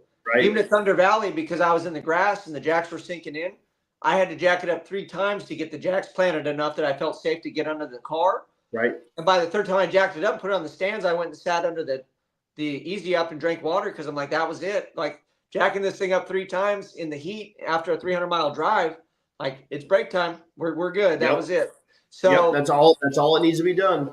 So moving forward, I might I can't do anything about it because the frame is in the way, and I've already pancaked it enough to put a 275 on it. So I'll probably make a panel and then Zeus a panel on and off, because just having to do that's going to make life easier. I don't have to crawl under the car physically. Right. Maybe to attach the sway bar, but that's simple. That's not as hard as dropping shocks. Right. And there's a bunch of guys that do that with even big tires, especially big tires. Like Alex Taylor is one. They've got to take all the shocks off and the anti-roll bar off of that car. I think it's got an anti-roll bar. And then let all the air out of the tires. Yep. To get the tires off. It makes it way harder. By the end of the week, it's hard, man. Exactly. By day 3, you're like, why in the hell did we decide to go fast again? And then when you blow the transmission, you do something dumb. Like last year, we got the transmission done. Well, I still had the 20 minutes or whatever it takes me to switch over. So we're done working and racing, and I still have all these things to do before I can even drive away. So exactly. I would say trailer, because you don't want to load and unload if you don't have to. My wife, on her adventure, we're going to keep the trunk in the car, I think, because my trunk is basically fuel cells and ice boxes. So I want to try to keep hers a little more stocked so she has that room for stuff. But I still think a trailer is the way to go. Yeah. So I don't know about these. Some of these dudes were pulling like. It's so nice because especially your heavy stuff, the stuff you're not going to touch every day. Hopefully, theoretically, you leave it in the trailer and you never have to mess with it. Here's the other thing too, is it's a lot easier to carry a credit card in your wallet than it is to carry bullshit around on your trailer. So what I try to do is I try to use a lot of streetable parts. And then this is the Warr guys too. A big shout out to my boys over there. And that's the one thing that we do is we try to use as much stuff that you can buy readily available parts. And then you only carry the specialty bullshit that they may not have. Like I have special lifters, so I have an extra set. Or if you have special valve springs or something like that. But like a starter, alternator, you don't want all the wild weird shit. Just buy the normal one so you can get one from an auto parts store. And something that Chad and I preach a lot is if you've got some kind of whatever, a Power Master alternator on your car, know what the OEM application is for that thing. So when you go to O'Reilly, you're not sitting there staring at the kid that's like, you're like, I need a 1-wire Power Master. He's going to be like, dude, I don't know what you're talking about. But if you order an 08 Silverado, DR44 alternator, that's self-exciting semi, it'll charge 13.5. It won't charge 14 or 14.2, but you'll get something, and it works as a 1-wire. Like, you need to know that. Like, do a little bit of research, figure out where your stuff came from, so you know what to bolt on your crap when you move forward. Like, there's a lot of like disc brake kits that use G-body stuff. Like, know that you can buy like a 78 or 79 or 80 Malibu part that'll work on that, or F-body stuff, 82 to 92 F-body. Like, just know that Bear Brakes uses some of that crap on their, rear bolting caliper stuff. But knowing that helps your chances of survival on a drag and drive, like, exponentially. Here's the thing I'd like to say to people that maybe haven't done it. When you watch it from afar and you don't really know what you're up against, well, it is way harder than you think it is. And depending on where you live geographically, you're not going to be able to take your car and put it in that situation. So what you really should do, in my opinion, I mean, you guys do you, but I learned this the hard way because I go to the school of hard knocks. You want to build a fast street car. You don't want to bring a race car and try to drive it on the street. You want to build a street car that's quick, but you want to have as much street in it as possible, and you're going to have a much better event. The first time I brought the car out, it was on 26s. It had a power glide and a 390 gear ratio. I couldn't go faster than 45 miles an hour. I left the hotel before everybody, and I got to the hotel after everybody. I was the last man on the road every single night. There was one drive that took me 23 hours because of so many stops and complications. I mean, I was driving for like a whole day. My co-pilot, we were just delirious. I did an oil change that day. It was terrible. And that was all due to me not having a street car. I had a race car. Right. So And that's no joke. Like that's totally a thing. And you're gonna spend 95% of your time on the street and yep. 5% of your time on the racetrack. So that 95% of the time is terrible. For that 5% of the time, at the end of the event, you're gonna wonder why in the hell you're doing what you're doing. Yeah. Building the drag and drive car is it's a different thing, man. The other It thing just too is. is there's only a handful of winners, right?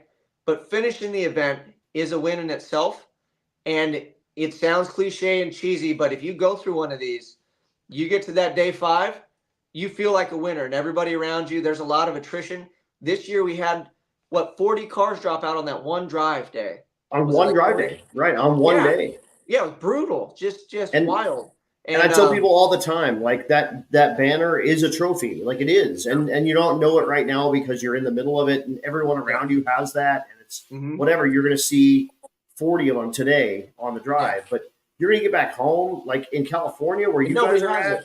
Like there's 3 or 4 cars that have that on it, and you're a certified badass if you got that on your car in SoCal right now. Yeah, yeah. I didn't quite finish this year, but we were on our way to finishing. She was doing good. Exactly. Yeah. You were doing great. And, like Jason made it with the Warr wagon.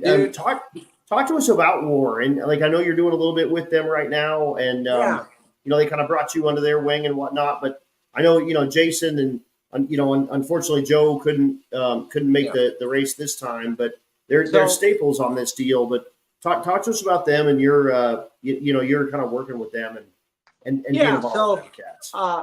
Yeah, I'd love to talk about the guys. I love the guys to death, and it's funny. So I mentioned Matt Happel earlier from Slapping Mechanics, and I was a fan of his. They sent Matt a pink throttle body as a joke.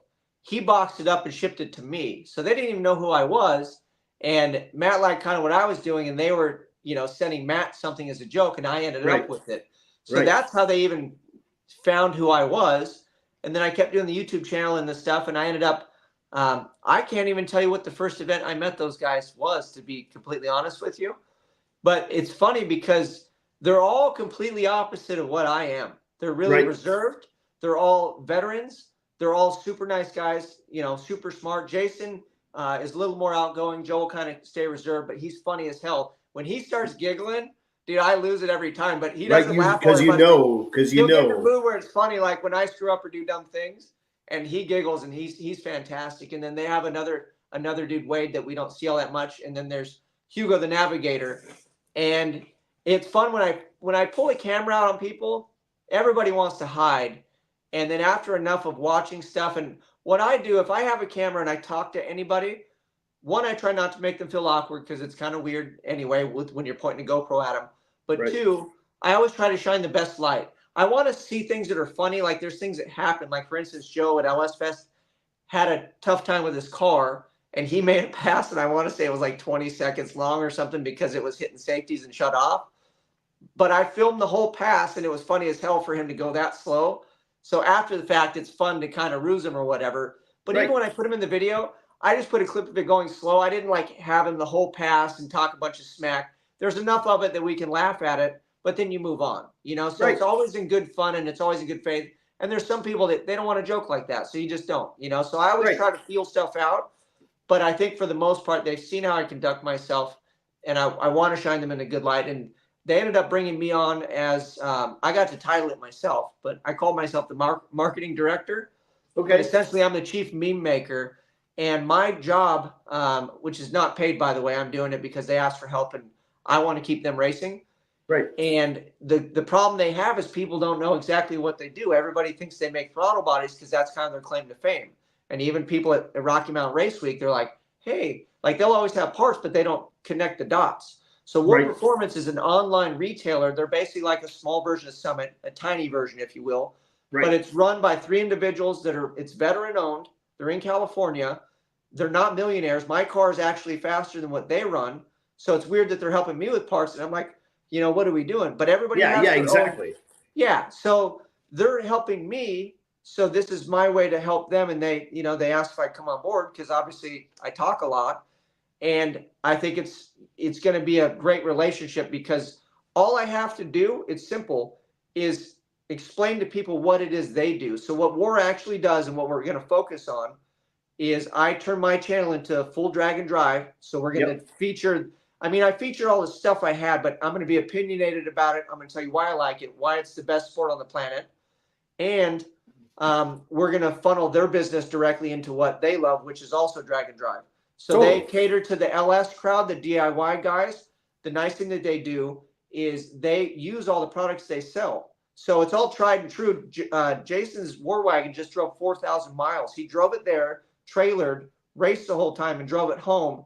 And he had to do a set of wheel bearings on the way out. But it's also his daily driver, right? So that's a maintenance wear item that he didn't get to before he left. It's just part of it, right? That's part of the deal. But it's a testament. If you ask him, how does this part work? They don't sell anything that doesn't. And if it sucks, they don't sell it. And when you go to Summit or Jags, you might be able to call in, but that person on the phone doesn't know shit, right? They don't know nothing, dude. Nothing at all. Right. Right. So, yeah, go to O'Reilly's and ask them. Well, you might not be able to get Jason on the phone, but just know all the parts that are there are parts that are tried, true, and tested. And then I'm easily accessible. You know, you can get me through all my socials. I answer all my comments on YouTube. I've been slacking lately because I don't have my editing computer.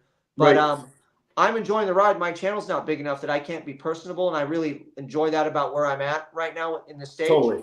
But I'm here to basically be the mascot for those guys and tell everybody that if you buy parts from those guys, they're not going to get rich. We're still going to be in the pits. We might get a easy up that says Warr Performance, but we're not putting a fancy booth up because we're racing in the event.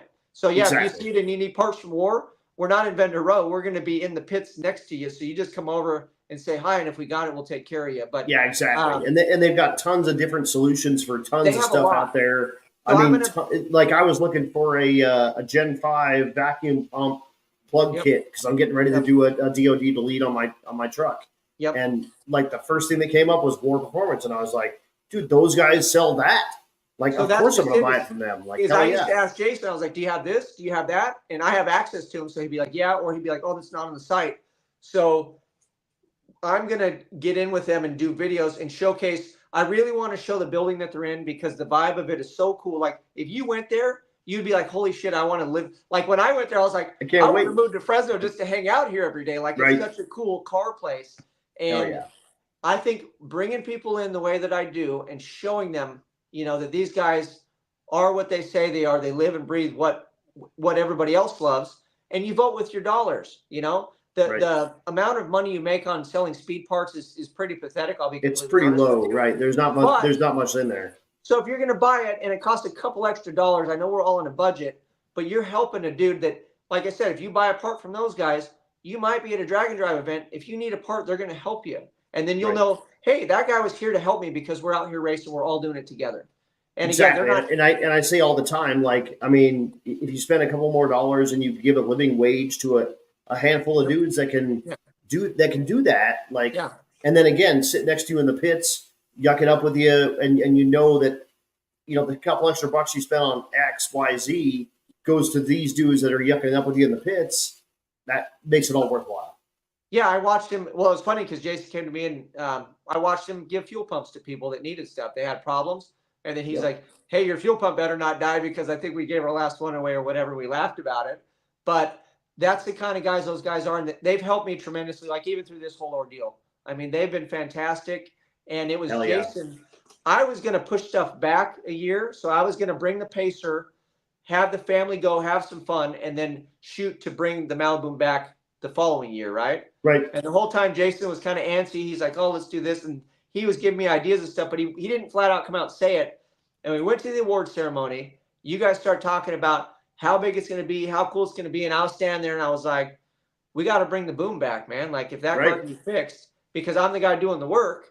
So I looked at Jason. I said, you know, I think I need to shoot for next year. And he said, it's about time you come around. Like, I've been waiting for you. Damn right. Since you wadded it up. And I was like, yeah, I think we can make it happen. And then, you know, now we're on it and he backs me and the wife's already on board. And she knows if I take longer to do my car, she's not getting hers. So she's like, you need to get yours back on the track. Get yours done and let's get this done. Like, let's go. Let's go. But yeah, so they've been supportive. Another one, if anybody's been watching this long, thank you guys for following along. And I'm going to give you for sure. a tidbit. So Scat crankshafts, they're one of my main sponsors. And they not only sponsor me, I have a code. If you go to my channel, and this isn't just a plug for my channel, I have a phone number there that you have to call, and you have to get a hold of the guy. And sometimes it's a pain in the ass, and I'm sorry, but it's only one dude, and he's my guy, and he's busy.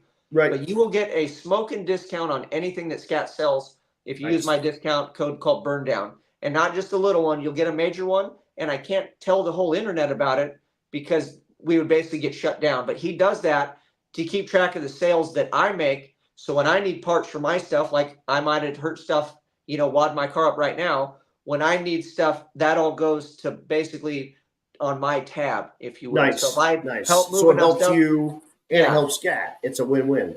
Well, I'll be honest, I'm a nobody, and he brought it to their attention, and they didn't want to sponsor me. So he said, look, we'll do this. I'll give him a code. I'll personally handle all the sales. So he went into another meeting, and he said, this is what my guy's done. What have your guys done? And they were like, because they sponsor big names, and they give lots of money away. And they didn't have a rebuttal for him. So I just stayed under the banner, and I've gotten better. And they have some other sister brands, so you might see some other brands pop up on the channel. Oh, yeah. And then Champion Cooling's been wonderful too. I mean, they helped me with radiators, and I was talking to them, and I'll just kind of drop it on here. But now I was telling Matt, but I've been riding those guys about being a sponsor of Rocky Mountain Race Week for a while. Yeah, hell yeah, dude. I mean, what better place to prove your stuff works than 100-degree heat? Well, they're in all my cars, and they work fine. So I think they're receptive. Let's just say that. And I have a meeting. We're going to sit down and shake hands and see if I can't get a deal done. But I'd love to bring that banner with me when I go, and not as much because it's look at me. It's to bring exposure, and those are the radiators a lot of people use anyway. Totally. Yeah, I had one of my 3/4-ton Suburban. In fact, Vince Rui drives that now. Amazing radiator. It's an aluminum replacement. Directly replaced the plastic and aluminum one that was out of it. It's 100% aluminum. And I built my tow rig like my Dragon Drive car. You can find someone to weld an aluminum plastic and aluminum radiator in the middle of nowhere.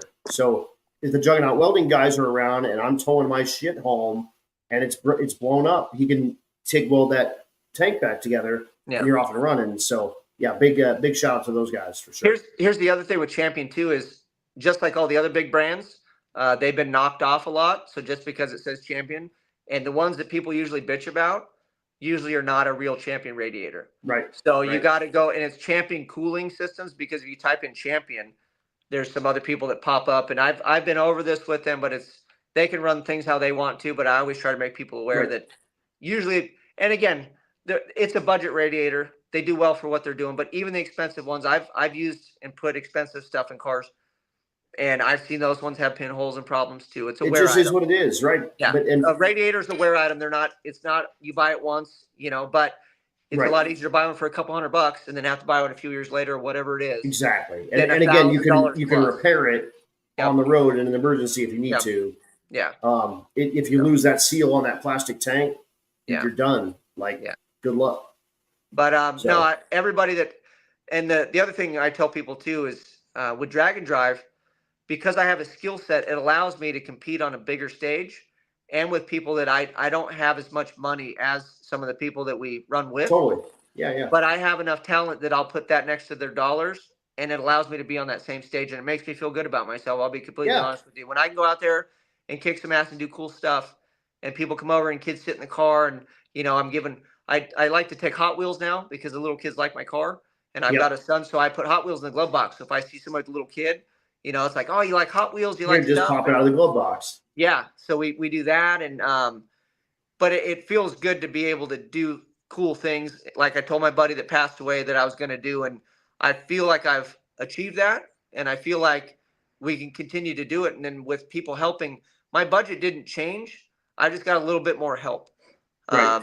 And that's all it amounts to. And it's, again, we're not setting the world on fire. I'm not some 6-second car, and I understand all that. But to run in single digits and to keep your stuff in one piece, and keep it off walls generally. And keep it off the freaking wall. It's a tall order, man. I mean, even the safety, I put the cage that's in that car in there, and then we're going to build what I have back, and everybody will watch me do it. So if and when I show up next year and I pull up, when you see that thing rolling the beams and stuff, you're going to know all about it.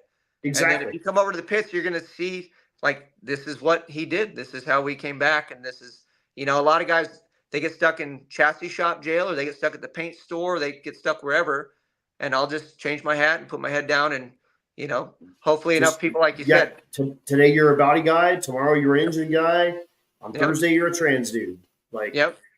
I mean, I don't know about the transmission guy, the trans dude. It is California, so anything's possible. But if you know what I'm saying. We touched on it a little bit, but advice for newbies, like brand new dude sitting on the side, say he's got a 65 Chevelle and he wants to get involved in drag and drive, or even a dude that's kind of sitting on the side that's like, man, I want to do YouTube. Like, what do you have advice for some newbies kind of following in your footsteps? Okay, so advice for the drag and drive is, like I talked about before, you want to build a fast street car. And if you can't afford to build a fast street car, just build a street car, because you're going to come out, you're going to have a good time. Nobody really gives a shit how fast your car goes. Let's be honest.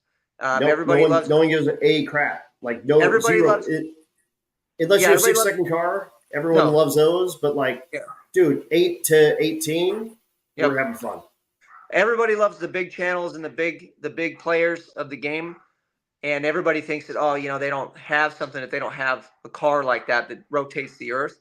Right. But it's, from what I found with YouTube and doing the thing, is that's what it's about. It's about enjoying the ride. It's not about setting the world on fire. It's about doing the best you can, and then you come up short. We had a little mishap this time. I've blown transmissions out. I've never placed in an event. I finished 2 of them. I've entered 3. This is the first one I haven't finished. But the people on my channel, I don't think they care. They're more concerned that I'm in one piece. They're excited to watch us rebuild. And I'll tell you what, it will be the comeback story of the year if I can put the car back together and put it on the podium next year. I mean, can't wait. That would be even better than podium this year. I'll be completely honest with you. But the redemption tour is always a little sweeter. And even if I don't, I got to meet Big Walt. Walter Doyle was fun. His wife was awesome. Timmy Two Turbos, which is funny because I met Tim before. I just didn't know. I'd never put the name with the face and the guy. Yeah, Tim Meyer out of Nebraska. He's an amazing dude. I laughed because he offered me a transmission when I blew mine up last year, and I said no because I'm like, oh man, I don't know. And it was a fresh Jake's transmission. He's like, yeah. He's like, I got it. It doesn't have a brake. I can have it here. I saw him this year. I said, man, I should have taken that transmission and put it right in my car and just figured out how to pay for it, and I would have a nice transmission right now. So we laughed about that. But everybody you meet, like, you're competing with them. I met Danny Romansky. Totally. The 67 Chevelle in Hot Rod. Super nice guy, bitchin' car, awesome. He was in 4th right behind me. And there's a certain point where I knew he had some trouble. And I was like, man, I was just going to do one and dones because it was so hot. And I was like, if that guy wants to sit here and burn his car down and kick my butt, it's his to earn. Go for it. And he and his wife put head gaskets in that car. I saw in the heat. Yeah, dude. Yeah. No, he's no joke. He's the real deal, and he's there, and it's phenomenal. So, like I said, everybody there, for a newbie, what I would say is bring your best street car. Don't try to bring a race car. Don't be a hero. Plan on finishing, but plan on making some lifelong friends, and come with an open-minded, good attitude, and leave your ego. Leave your ego at home. And if you bring it, be prepared for it to get knocked out of you, because you're either going to fall in love with it or you're never coming back. Those are your options. Yeah. Right. So that's what about someone, like I said, kind of following your footsteps in the YouTube world? Like, what do you give folks advice in that sense? So I've been on YouTube for a long time. I started my account in 2014, just as like a viewer. And then I think I've been hard at it since like 2018, I want to say, like making videos and trying. And I've thrown a lot of shit at the wall to see what would stick. I've finally found my focus and my passion, which is drag and drive, but it's always been cars. Right. So what I would say for a new person is you need to make videos, and make videos on stuff that you really enjoy, that you're passionate about. If you're making videos to make content, it's going to come across like you're just making garbage videos to make content, because I've done that. Right. And when you talk to the camera, realize that there's nobody there right for that split second, but there are people, even if it's one person, 2 people that are going to watch it. There are people behind there that you are talking to that are going to get the message. It's what it is. It's a delayed message. So it's like you and I have a conversation right now. You're picking up what I'm putting down. Well, if you're doing YouTube, you're going to call me in 4 days from now and go, dude, I just saw that you said whatever. So it's a delayed conversation, but you're still having a real conversation, right? Totally. And the other thing too is people are really good at detecting bullshit these days. So if you put something up and you're not genuine, you're not 100, you might get a few fans or whatever, but people are going to see through it, and chances are it's not going to be a pleasant experience. Not gonna stick to the wall, and No. then the juice won't be worth the squeeze, and you'll be another one of those dudes. Yeah. So I'll give you a quick background. I mean, we've already been at it for a while, but when I started, I was like everybody else. I thought it'd be cool to make money and build cars and do the thing. I didn't know what I'd want to do. I watched all the big channels. I thought, hey, I'm talented. We can do this. I can talk, and we'll figure it out. And I got put through the ringer. I made videos. Nobody watched it. I sucked at it looking back at it now, but I was trying. Right. And I met a guy. I call him the number one fan, so he's probably watching now. But it's my boy Kane and his dad Fernando. Kane, I'm not sure what his condition is, but he is in a wheelchair. His dad pushes him around. I think he's a teenager at this point, but he was pretty young, and my kid was 2 years old. So my son's 8. So I've known them for about 6 years. And I took my camera to the track to go watch races and get content because I didn't know what to film, and I just wanted to put videos up like everybody else. And I had seen him on Instagram doing physical therapy and walking, and I didn't know he could actually get out of his wheelchair. So I commented on Instagram that was super cool. You're super inspiring.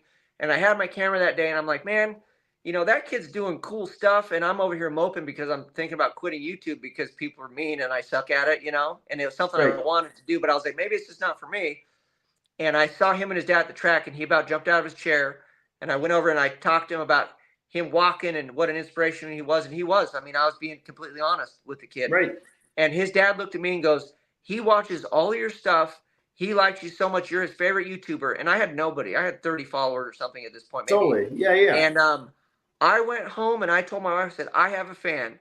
And she's my biggest supporter, but she'll also bust my balls. And she's like, no, you don't. Nobody likes your shit. And I was like, oh, here we go. You suck. And so I told her about Fernando and Kane. And I said, I'll tell you what, if that's the only person that watches this channel and I make that boy's day better, I said, I'll keep making videos from here on out. And I just started making videos, and I didn't care if people watched them. And they got better. And I just kept doing it. And then that kind of brought me to where I am today. And I took one other break because I wasn't having a lot of fun doing it.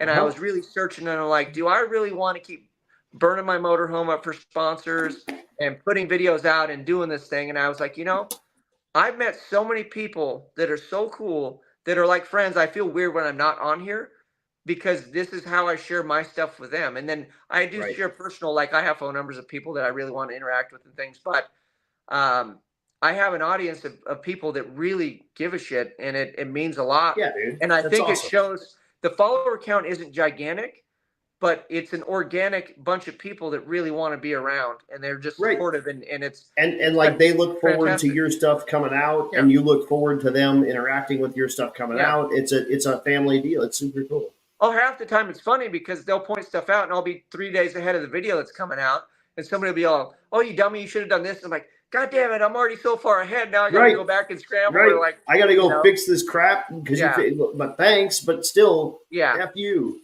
But thanks. So I would say that the main thing is try stuff, stick with it, learn to accept criticism, but learn to accept criticism when it's real versus just people talking smack.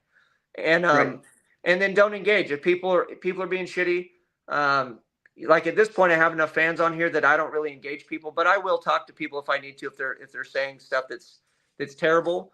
But usually I don't engage with that because there's really no reason to, you know, unless they're really off base or it's something that's terrible. I'm like, I don't care if you think I'm ugly. I don't care if you think my stuff sucks. Like all the normal superficial stuff, I don't care, you know, and I'm doing this. I'll be honest. I'm doing it for me because I enjoy it. But now at this point, I'm doing it because people enjoy it. And then like even at this year's race week, I didn't know how many people actually watched some of my stuff that go to this event. They were really nice and came over and wanted to talk. And I hope that they all realize that I'm the same guy on that as I am in person. And I think a lot of them did. And I think I made even more, you know, friends and fans and people that are going to follow along and cheer me on. And like I said, it's a journey I enjoy every day. I enjoy doing it. I enjoyed the channel's small. I like interacting because at a certain point, maybe it gets big enough and I can't. And I would Right. honestly be a little sad. I'd be sad if I couldn't sit up for an entire night and answer all the comments. That's when it's going to hit home, and I'm going to be like, man, it's the next level, and that's great, but it sucks because I physically don't I have don't that feel time like in the day. I'm fully engaged in Yeah. this now. It's a machine. It's on its own. Yeah. And if we do it long enough, I don't have any doubt. I think we'll be fine. But again, um, it sounds weird, and I know people say it, but I did care about subscriber count, and I did care about the numbers, and I thought all that was important. I can sit here and tell you right now, I don't really care. I like when I hit the milestones, and I do celebrate, and I appreciate it. But Right. ultimately, if Kane keeps watching, I'm gonna keep making videos. And the other, Yeah, you know, dude. the other 14,900 people, you guys are just lucky that boy liked my stuff so much, and he still does. That you're going to keep doing what you're doing, right? The rest Yeah. of you were just benefits of Kane. I mean, I say it, but yeah, I mean, he's awesome, and his dad's an angel. I mean, that man, being a father, and I pride myself on being a dad, and that is my number one job. Like everybody always asks, "Oh, what do you do for a living?" I'm like, my job is to raise a good human. You know, I Right. chose to do that, Right. and I'm here and present, and I take it very serious. Hell And yeah. to watch that man's example, like I said, I mean, it's my hat is off to the guy. I think he's awesome, and you know, it's I'm a fan of his, to be honest with you. You know, the things that he That's the does, best way. the things he does for his kid. I mean, I don't think he could do any better, right?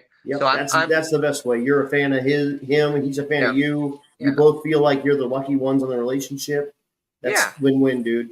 yeah. No, so it's cool. Then yeah, that's my advice: is keep going, find yourself, find what you like, and just be you. And if you got 5 people that like it, just know that's 5 other idiots that you can share stuff with, and it's Totally. neat, man, to find your group and your clique of people.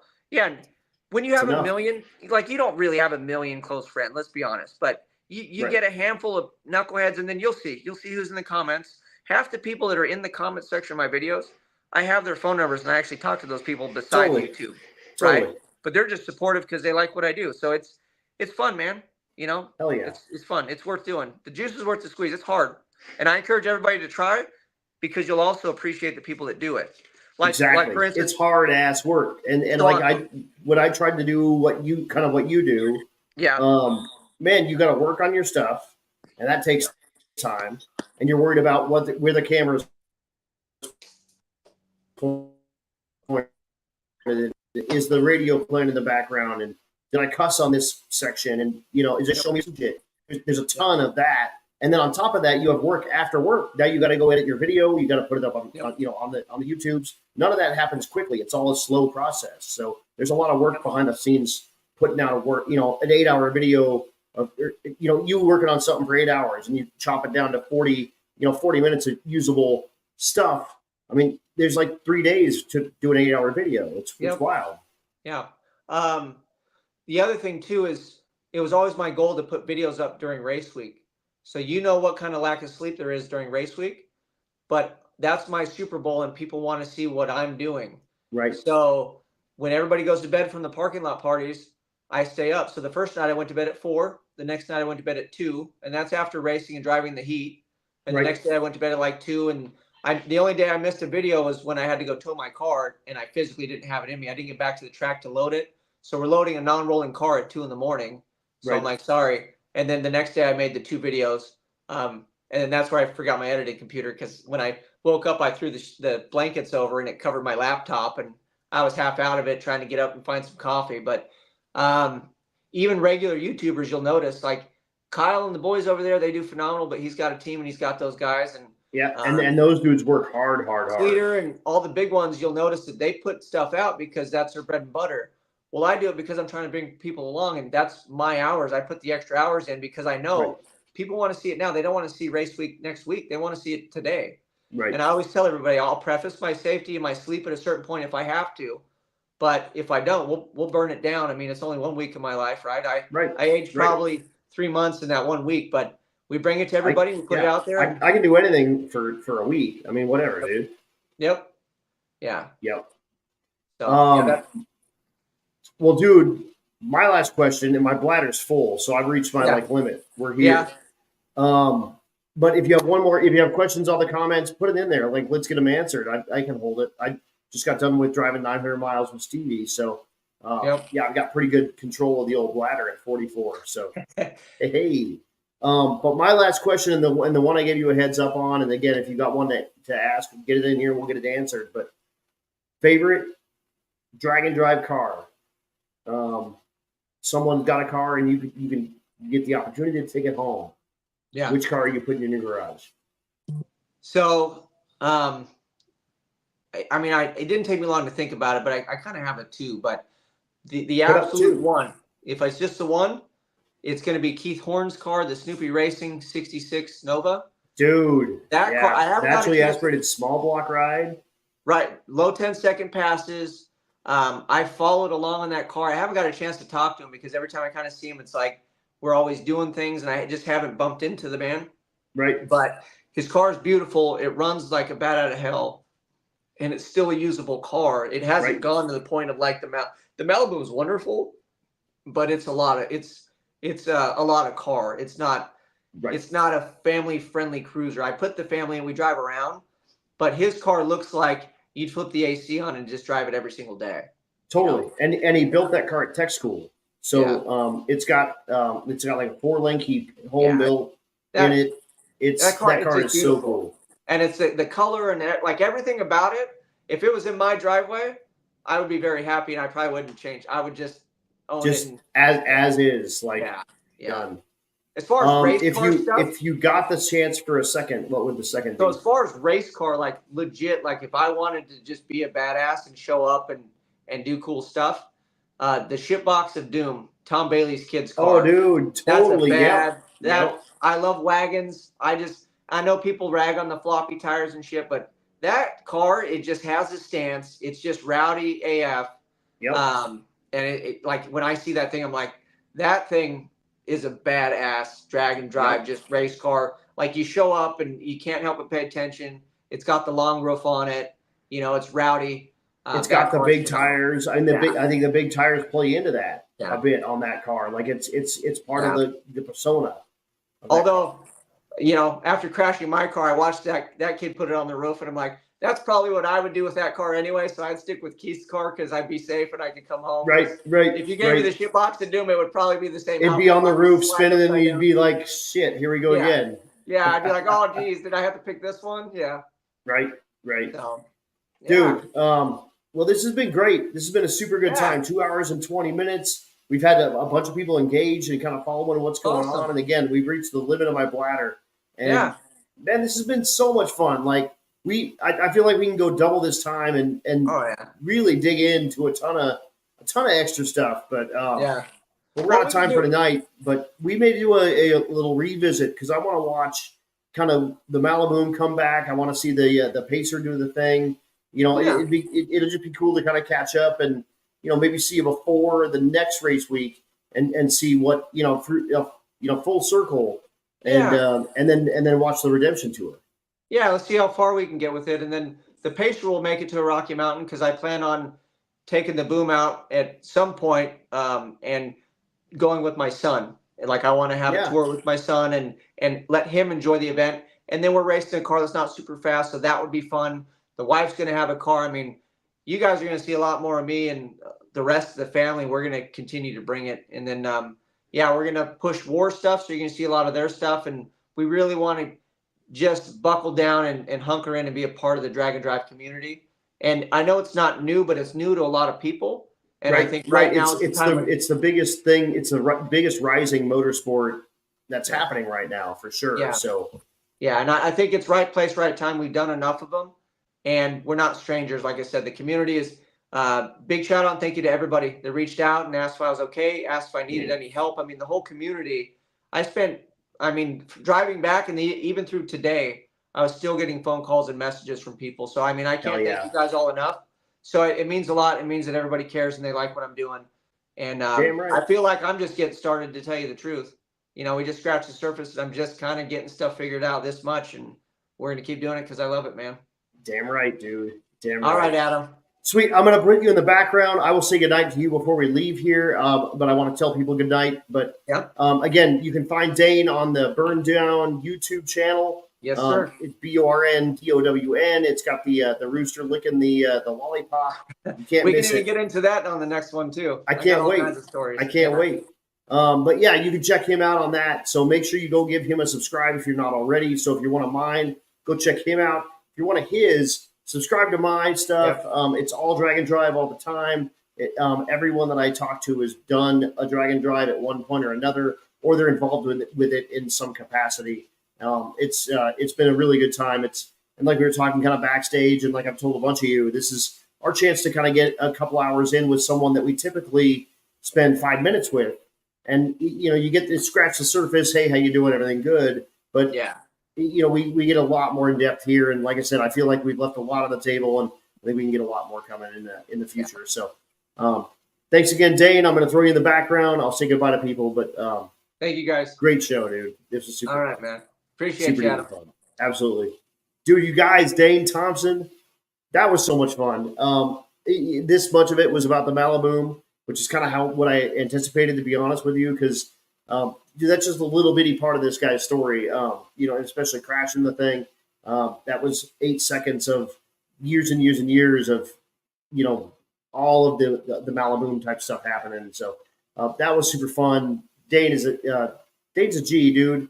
Dane's like the real guy. And like I said, he was saying, like, he's the dude that you can walk up to in the pits. You can say hi to him. He'll talk to you. He's not going to, he's never like too busy to talk to you about what's going on. And that dude 2 years ago lived on the portable car hoist, playing with the transmission and that thing, but persevered, came back, brought the thing back, and that was super cool. So we will see Dane in the future for sure. I hope to see his redemption tour in 2025. It is going to be an absolute blast, especially if we end up back at Thunder Valley. Jason Hurley did that back at Tulsa. He stuffed his car nose first in the wall. It was not unlike what Dane did. And he came back down, and he had his new car. And I went down real quick. I shut down the mic. And I went down and I was like, dude, you got this? Gave him a little bro shake action. And he's like, I totally got this. And I was like, if it gets squirrely, you can let out of it. And he's like, or I could just do some of that driving shit. And he did, he did almost the exact same thing. It was wild. It kicked it a little bit. He kept it going, did some of that driver shit, and he earned himself a redemption on that week. And, he's also a staple in a lot of these things. So hope that Dane gets that same experience at Thunder Valley here very soon. And I hope we can facilitate that for him at Rocky Mountain Race Week, because he's one of the dudes, whether he likes it or not. So, guys, thanks so much for tuning in. Dane Thompson tonight, it was an absolute blast. We're almost 2.5 hours in, and like I said, we can go double that. So thanks for checking that out. Thanks for the likes. Thanks for the hearts. You guys are great. We appreciate you guys tuning in, me and Dane both. Next week is going to be rowdy. Next week's going to be crazy. I got Alan Whitaker on. Alan's got the Greenie Monte Carlo, the first-gen Monte Carlo. Did his first 6-second pass at Six Summer. Did his first 200-mile-an-hour pass at Six Summer as well in that car. And it's like a show car. So it is going to be super cool to talk with him, talk kind of the other side of the fast. This is a dude that's got money in his car, and he's not going to split hairs on that. It's got some stuff going on. So, dude, Mike Gonzalez is watching. Hold on. There we go. Dude, the Aztec Hot Wheel. Mike Gonzalez gave me the Aztec Hot Wheel. I did an O'Reilly Auto Parts commercial, or a long series with the Aztec 200 with Vice Grip Garage and Tony Angelo and Alex Taylor and Tate Morgan from the Gambler 500. And Chad and I did the commentary for that. And Mike Gonzalez brought me a Pontiac Aztec Hot Wheel, and how cool is that? That dude's gangster. So thank you so much to Mike. Thank you so much for Dane. Dude, like I said, next week is Alan. It's going to be super duper awesome. Rowdy times. Lots and lots of stuff coming around. Waco, bam, got you up. Missed it earlier, but we pulled that out of the trailer. So thank you so much for making that as well. And I've got it hanging up. But guys, thanks so much for tuning in. We will talk to you guys very soon. Dane Thompson, blast tonight. Alan Whitaker next week. And I hope you guys have a great week. But that said, episode number 45, Dane Thompson, and we are done.